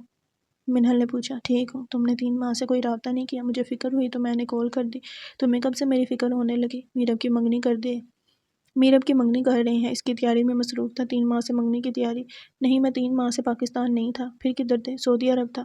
یہ نہ بولنا کہ عمرہ کرنے گئے تھے۔ میں بالکل یقین نہیں کروں گی۔ کیوں، میں عمرہ نہیں کر سکتا؟ تمہیں پتہ بھی ہے عمرہ کیسے کرتے ہیں؟ بلکہ یہ بتاؤ، تمہیں نماز پڑھنی آتی ہے؟ ہاں، نہیں آتی۔ ہر چیز نیت پر ہوتی ہے۔ اگر میں دل سے نماز کی نیت کروں گا تو بھی ثواب مل جائے گا۔ منہل کو یقین نہ آیا۔ یہ وہی اسماعیل ہے؟ سچ بتاؤ۔ کیا بتاؤں؟ کدھر تھے؟ بتایا تو ہے۔ تم کیسے عمرہ؟ تم تو اسلام سے دور تھے، اچانک یہ انقلاب۔ تمہیں کس بات سے مسئلہ ہے؟ میرے عمرے کرنے پر یا تمہیں بتائے بغیر جانے پر؟ مجھے حیرت ہو رہی ہے۔ کب واپس آئے ہو؟ 3 دن پہلے، اتوار والے دن۔ 2 دن بعد میرب کی منگنی ہے، آؤ گی؟ اتنی کیا جلدی تھی اس کی منگنی کرنے کی؟ پتہ نہیں بابا نے کی ہے۔ وہ کافی دیر سے سوال کرنا چاہتی تھی۔ یہ سوال اس کے ذہن میں چل رہا تھا۔ تم نے اپنی گرل فرینڈ کو چھوڑ دیا؟ کون سی گرل فرینڈس؟ جو تھیں؟ ہاں پہلے تھیں، اب نہیں ہیں۔ اور سچ میں نیک ہو گئے ہو یا موسمی مسلمان ہوئے ہو؟ کیا کہنا چاہتی ہو تم؟ کچھ نہیں، بعد میں بات کرتی ہیں۔ تم نے بتایا نہیں میرب کی منگنی پر آؤ گی؟ ہاں آؤں گی۔ کب لینے ہو؟ آج یا کل؟ آج ہی اگر ممکن ہے تو۔ اچھا آتا ہوں۔ سمر مسجد کو حیرت سے دیکھ رہی تھی۔ کتنی ہی لڑکیوں کو یہاں سے ہدایت کا چراغ ملا تھا۔ آج ہم ایسا کرتے ہیں کہ آپ لوگ مجھ سے سوال کریں اور میں آپ کو جواب دیتی ہوں۔ مس نہال نے مسکراتے ہوئے کہا۔ تو شروع کرتے ہیں۔ ایک لڑکی نے ہاتھ اٹھا کر کہا، جنت کہاں ہے؟ جنت 7ویں آسمان کے اوپر 7 آسمان سے جدا ہے، کیونکہ 7 آسمان قیامت کے وقت فنا اور ختم ہونے والے ہیں، جبکہ جنت تو فنا نہیں ہے، وہ ہمیشہ رہے گی۔ جنت کی چھت عرش رحمان ہے۔ جہنم کہاں ہے؟ جہنم 7ویں زمین کے نیچے ایسی جگہ ہے جس کا نام سجین ہے۔ جہنم جنت کے بازو میں نہیں ہے جیسا کہ بعض لوگ سوچتے ہیں۔ جس زمین پر ہم رہتے ہیں یہ پہلی زمین ہے۔ اس کے علاوہ 6 زمینیں اور ہیں جو ہماری زمین کے نیچے ہماری زمین سے علیحدہ اور جدا ہیں۔ سدرہ عربی میں بیری اور بیری کے درخت کو کہتے ہیں المنتہا، یعنی آخری حد۔ یہ بیری کا درخت وہ آخری مقام ہے جو مخلوق کی حد ہے، اس سے آگے حضرت جبرائیل بھی نہیں جا پاتے۔ سدرۃ المنتہا ایک عظیم الشان درخت ہے۔ اس کی جڑیں 6 آسمان میں اور اونچائیاں 7ویں آسمان سے بھی بلند ہیں۔ اس کے پتے ہاتھی کے کان جتنے اور پھل بڑے گھڑے جیسے ہیں۔ اس پر سنہری تتلیاں منڈلاتی ہیں۔ یہ درخت جنت سے باہر ہے۔ رسول اللہ صلی اللہ علیہ وسلم نے حضرت جبرائیل علیہ السلام کو اسی درخت کے پاس ان کی اصل صورت میں دوسری مرتبہ دیکھا تھا، جبکہ آپ صلی اللہ علیہ وسلم نے انہیں پہلی مرتبہ اپنی اصل صورت میں مکہ مکرمہ میں مقام اجیاد پر دیکھا تھا۔ حورین کون ہیں؟ حورین جنت میں مومنین کی بیویاں ہوں گی۔ یہ نہ انسان ہے، نہ جن ہے، اور نہ ہی فرشتے ہیں۔ اللہ تعالیٰ نے انہیں مستقل پیدا کیا ہے۔ اتنی خوبصورت ہے کہ اگر دنیا میں ان میں سے کسی ایک کی محض جھلک دکھائی دے جائے تو مشرق و مغرب کی درمیان روشنی ہو جائے۔ حور عربی زبان کا لفظ ہے اور حورہ کی جمع ہے۔ اس کے معنی ایسی آنکھ جس کی پتیاں نہایت سیاہ ہوں اور اس کے اطراف نہایت سفید ہوں، اور عین عربی میں عینہ کی جمع ہے۔ اس کے معنی ہے بڑی بڑی آنکھیں، بڑی بڑی آنکھوں والی۔ ولدان مخلدون کون ہیں؟ یہ اہل جنت کے خادم ہیں۔ یہ بھی انسان یا جن یا فرشتے نہیں ہیں۔ انہیں اللہ تعالیٰ نے اہل جنت کی خدمت کے لیے مستقل پیدا کیا ہے۔ یہ ہمیشہ ایک ہی عمر کے یعنی بچے ہی رہیں گے، اس لیے انہیں الولدان المخلدون کہا جاتا ہے۔ سب سے کم درجہ کے جنتی کو 10,000 ولدان مخلود عطا ہوں گے۔ اعراف کیا ہے؟ جنت کی چوری فصیل کو اعراف کہتے ہیں۔ اس پر وہ لوگ ہوں گے جن کی نیک اعمال اور برائیاں دونوں برابر ہوں گی۔ ایک لمبے عرصے تک وہ اس پر رہیں گے اور اللہ سے امید رکھیں گے کہ اللہ تعالیٰ انہیں بھی جنت میں داخل کر دے۔ انہیں وہاں بھی کھانے پینے کے لیے دیا جائے گا، پھر اللہ تعالیٰ انہیں اپنے فضل سے جنت میں داخل کر دے گا۔ قیامت کے دن کے مقام اور لمبائی کتنی ہے؟ 50,000 سال کے برابر، جیسا کہ قرآن مجید میں ارشاد ہے۔ حضرت ابن عباس رضی اللہ عنہ سے روایت ہے کہ قیامت کے 50 موقف ہیں اور ہر موقف 1000 سال کا ہوگا۔ جب مذکورہ آیت نازل ہوئی تو حضرت عائشہ رضی اللہ عنہا نے نبی کریم صلی اللہ علیہ وسلم سے پوچھا، یا رسول اللہ، جب یہ زمین و آسمان بدل دیے جائیں گے تب ہم کہاں ہوں گے؟ آپ صلی اللہ علیہ وسلم نے فرمایا، جب ہم پل صراط پر ہوں گے یا پل صراط پر سے جب گزر ہوگا، اس وقت صرف 3 جگہیں ہوں گی، جہنم، جنت اور پل صراط، اور سب سے پہلے میں اور میرے امتی پل صراط کو طے کریں گے۔ قیامت میں جب موجودہ آسمان اور زمین بدل دیے جائیں گے اور پل صراط پر جہنم سے گزرنا ہوگا تو وہاں صرف 2 مقامات ہوں گے، جنت اور جنت تک پہنچنے کے لیے لازماً جہنم کے اوپر سے گزرنا ہوگا۔ جہنم کے اوپر ایک پل نصب کیا جائے گا، اسی کا نام الصراط ہے۔ اس سے گزر کر جب اس کی پار پہنچیں گے وہاں جنت کا دروازہ ہوگا، وہاں نبی کریم صلی اللہ علیہ وسلم موجود ہوں گے اور جنتیوں کا استقبال کریں گے۔ یہ پل صراط ان صفات کا حامل ہوگا: بال سے زیادہ باریک ہوگا، تلوار سے زیادہ تیز ہوگا، سخت اندھیرے میں ہوگا، اس کے نیچے گہرائیوں میں جہنم بھی نہایت تاریکی میں ہوگی، سخت بھپڑی ہوئی اور غضبناک گناہگار کے گناہ اس پر سے گزرتے وقت مجسم اس کے پیر پر ہوں گے۔ اگر اس کے گناہ زیادہ ہوں گے تو اس کے بوجھ سے اس کی رفتار ہلکی ہوگی۔ اللہ تعالیٰ ہمیں اس صورت سے اپنی پناہ میں رکھیں۔ جو شخص گناہوں سے ہلکا ہوگا تو اس کی رفتار پل صراط پر تیز ہوگی۔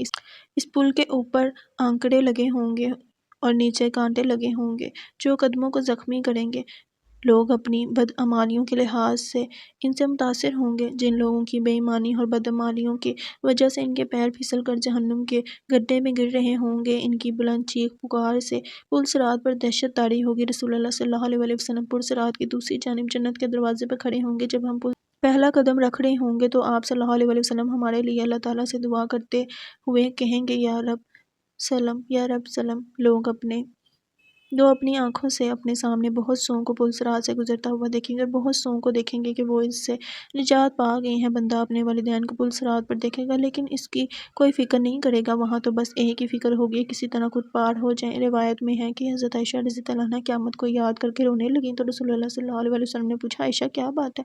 حضرت عائشہ نے فرمایا، مجھے قیامت یاد آ گئی، یا رسول اللہ، کیا ہم وہاں اپنے والدین کو یاد رکھیں گے؟ کیا وہاں ہم اپنے محبوب لوگوں کو یاد رکھیں گے؟ آپ صلی اللہ علیہ وسلم نے فرمایا، ہاں یاد رکھیں گے، لیکن وہاں 3 مقامات ایسے ہوں گے جہاں کوئی یاد نہیں رہے گا: جب کسی کے اعمال تولے جائیں گے، جب نامہ اعمال دیے جائیں گے، جب پل صراط پر ہوں گے۔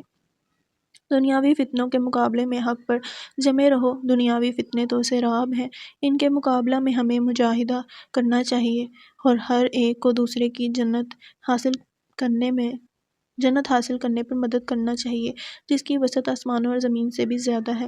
یا اللہ ہمیں ان خوش نصیبوں میں کر دیجیے جو پل صراط کو آسانی سے پار کر لیں۔ اے پروردگار، ہمارے لیے اپنا فضل، کرم، رحم والے حسن خاتمہ کا فیصلہ فرمائیے، آمین۔ اس تفصیل کے بعد بھی کیا گمان ہے کہ وہاں کوئی رشتہ داریاں نبھائے گا جس کے لیے تم یہاں اپنے اعمال برباد کر رہے ہو؟ مخلوق کے بجائے خالق کی فکر کرو، کتنی عمر گزر چکی ہے اور کتنی باقی ہے۔ کیا اب بھی لاپرواہی اور عیش کی گنجائش ہے؟ اور ہم جنت میں کیسے داخل ہوں گے؟ جنت کے اندر داخلے کی مناظر قرآن و حدیث کی روشنی میں: جب تمام لوگ پل صراط پار کر جائیں گے تو آگے جنت نظر آئے گی اور جنت کی ایک طرف 2 چشمے بہہ رہے ہوں گے۔ سارے جنتی ایک چشمے سے وضو کریں گے اور ایک چشمے کا پانی پی لیں گے تو سینے کا کھوٹ اور انسان کے اندر کی تمام منفی چیزیں ختم کر دی جائیں گی، جیسے حسد، کینہ، بغض، دشمنی وغیرہ وغیرہ۔ اور جب وضو کریں گے تو مرد و عورت دونوں کا چہرہ صاف ستھرا اور روشن کر دیا جائے گا اور مردوں کی داڑھی ختم کر دی جائے گی۔ جب جنتیوں کو جنت کے اندر داخل کیا جائے گا تو ان کو کچھ انبیاء کی خصوصیات سے نوازا جائے گا۔ حضرت آدم علیہ السلام کا قد 130 فٹ تھا تو تمام جنتیوں کا قد 130 فٹ کر دیا جائے گا۔ یوسف علیہ السلام کی خوبصورتی سے نوازا جائے گا، داؤد علیہ السلام کی میٹھی آواز سے نوازا جائے گا، ایوب علیہ السلام کی دل والی صفات نوازی جائیں گی، عیسیٰ علیہ السلام کی عمر نوازی جائے گی۔ حضرت عیسیٰ علیہ السلام کی عمر 34 سال تھی، یعنی جنت میں انسان کی عمر ہمیشہ 34 سال ہی رہے گی۔ حضرت محمد صلی اللہ علیہ وسلم کے اخلاق نوازے جائیں گے۔ اللہ پاک جنتیوں کو ان 6 نبیوں کے ساتھ جنت میں داخل کرے گا۔ جیسے ہی لوگ جنت میں داخل ہوں گے تو اللہ پاک اپنا دیدار کروائیں گے سب کو، اور اس دن جنت میں بہت سارے چہرے تر و تازہ ہوں گے اور اپنے رب کو دیکھ رہے ہوں گے۔ پھر اللہ پاک فرمائیں گے، میرے بندوں، تم لوگوں کو ایک عالی شان زندگی مبارک ہو، اور اب موت ختم، جوانی مبارک، اب بڑھاپا ختم، بادشاہی مبارک، اب غریبی ختم، امیری مبارک۔ اور پھر کہے گا، میرے بندوں، تم نے دنیا میں مجھے خوش کیا، جیسے میں نے کہا ویسے کیا، اپنی خواہشوں کو میرے احکامات پر قربان کیا، اپنی مرضی سے نہیں جیے، اپنی خواہشات اور اپنے جذبات کو میرے احکامات کے آگے قربان کر دیا۔ آج تم لوگوں کو میں وہ زندگی دے رہا ہوں جو میں نے اپنی مخلوقات میں سے کسی کو بھی نہیں دی۔ جاؤ، کھاؤ پیو اور مزے کرو۔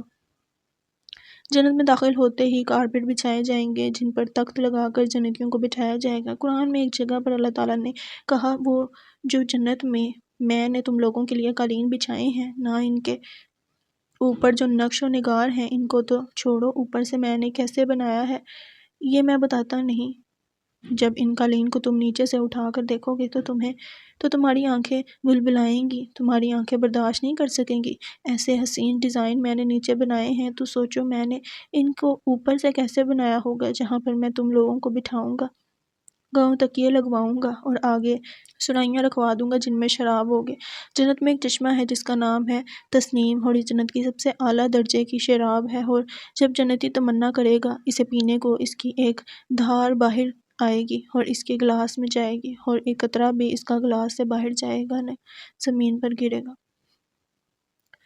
تسنیم کی شراب جنت کی سب سے اسپیشل شراب ہے، جو صرف اور صرف جنت الفردوس والوں کو پلائی جائے گی۔ باقی جنت والوں کو شراب کی 2-4 قطرے ڈال کر پلائے جائیں گے، اور جنت الفردوس والوں کو خالص پلائی جائے گی، اور پلانے والا اللہ رب خود ہوگا، اور باقی جنتیوں کو ان کی نوکر پلائیں گے، اور ان کو ایک ایسی شراب دی جائے گی جس میں اللہ پاک کا فور مکس کر کے دے گا، کہے گا اسے ذرا چکھو کیسی ہے۔ جب انہیں ان میں سے کسی قسم کا میوہ کھانے کو دیا جائے گا تو کہیں گے، یہ تو وہی ہے جو ہم کو پہلے دیا گیا۔ جنت میں ایک چشمہ ہے جس کا نام ہے تسنیم، اور یہ جنت کی سب سے اعلیٰ درجے کی شراب ہے۔ یقین ہمارے نبی صلی اللہ علیہ وسلم نے فرمایا، جنت تمہارا وہ مقام ہے جہاں پر اللہ تم لوگوں کو تحفے بھیجا کرے گا۔ میاں بیوی جنت کے محل میں بیٹھے ہوں گے کہ دروازے پر دستک ہوگی، خادم دروازے پر دیکھے گا تو ایک کورڈ فرشتہ کھڑا ہوا ہوگا جس کے ہاتھ میں تھال ہوگا جو کہ اللہ نے بھیجا ہے، اور آپ کے صاحب کے لیے یہ تحفہ بھیجا ہے اللہ نے۔ خادم آ کر بتائے گا کہ باہر فرشتہ آیا ہے، اندر آنے کی اجازت چاہتا ہے۔ فرشتے کو اجازت ملے گی تو اندر آ کے وہ تھال پیش کرے گا اور کہے گا، اللہ تعالیٰ نے تحفہ بھیجا ہے آپ دونوں کے لیے۔ جب میاں بیوی تھال کے اوپر سے کپڑا ہٹائیں گے تو کہیں گے، یہ پھل بھیجا ہے اللہ نے، یہ تو ابھی کھایا ہے ہم دونوں نے۔ تو فرشتہ کہے گا، اللہ تعالیٰ فرما رہا ہے تھوڑا سا چکھ لو، شاید کوئی اور چیز ہو۔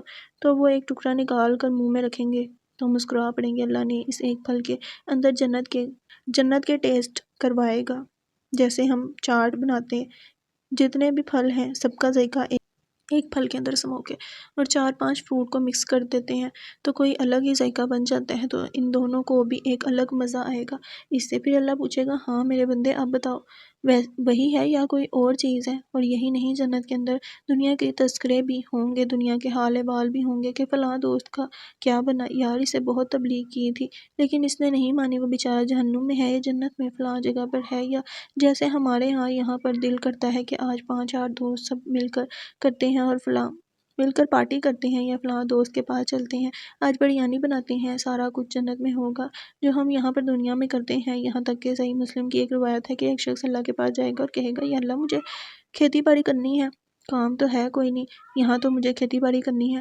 اللہ فرمائے گا، ضرورت کیا ہے، تمہیں جنت دے دی ہے، ابھی بھی تمہیں کھیتی باڑی کرنی ہے؟ اللہ کہے گا ٹھیک ہے پھر جاؤ کرو کھیتی باڑی۔ اللہ اس کے لیے اسباب پیدا کرے گا اور وہ کھیتی باڑی کرے گا، ہل جوتے گا، جانور چلائے گا، حالانکہ ضرورت نہیں ہے، لیکن جو وہ کہے گا اللہ ہر بات مانے گا، اللہ جنت میں اپنے بندے کا ہر لاٹ مانے گا، جو بھی وہ منہ سے نکالے گا اللہ پاک اسے پورا کرے گا۔ اسماعیل منہل کو لینے آیا تھا۔ وہ گیٹ پر آئی۔ آج اسماعیل اسے بالکل بدلا ہوا لگ رہا تھا۔ پچھلی دفعہ کو یاد کرتے ہوئے وہ پچھلی سیٹ پر بیٹھنے کے لیے دروازہ کھولنے لگی۔ اگلی سیٹ پر آ کر بیٹھے محترمہ۔ منہل کو ایک بار پھر سے حیرت ہوئی، 3 ماہ میں ایسا کیا ہوا ہے جو اتنا بدل گیا ہے؟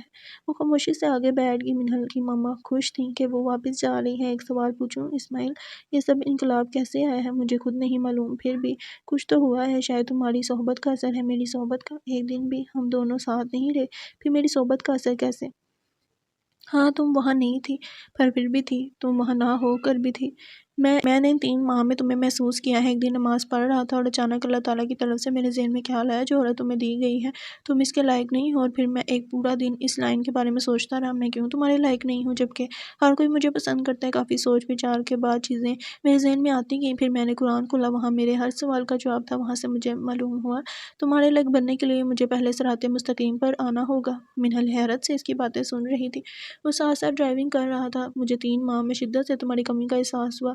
یہ سمجھو جیسے ترس چکا تھا تمہیں دیکھنے کے لیے، پر میں تم سے ملنے کی بات کرنے کی ہمت نہیں کر پا رہا تھا۔ مجھے پتا تھا جب فون کروں گا تم طلاق کا مطالبہ کرو گی، اور شاید مجھے میری محنت کا صلہ مل گیا، تم نے خود کال کر دی۔ اسماعیل وقفے وقفے سے اس کے چہرے کی جانب دیکھ رہا تھا۔ آج اسے یہ چہرہ بہت حسین لگ رہا تھا۔ جبکہ منہل مسکرا رہی تھی، اس کی دعائیں بھی قبول ہو چکی تھی۔ اس نے شخص سے دور رہ کر اسے خود سے محبت کروا دی تھی۔ ختم شد۔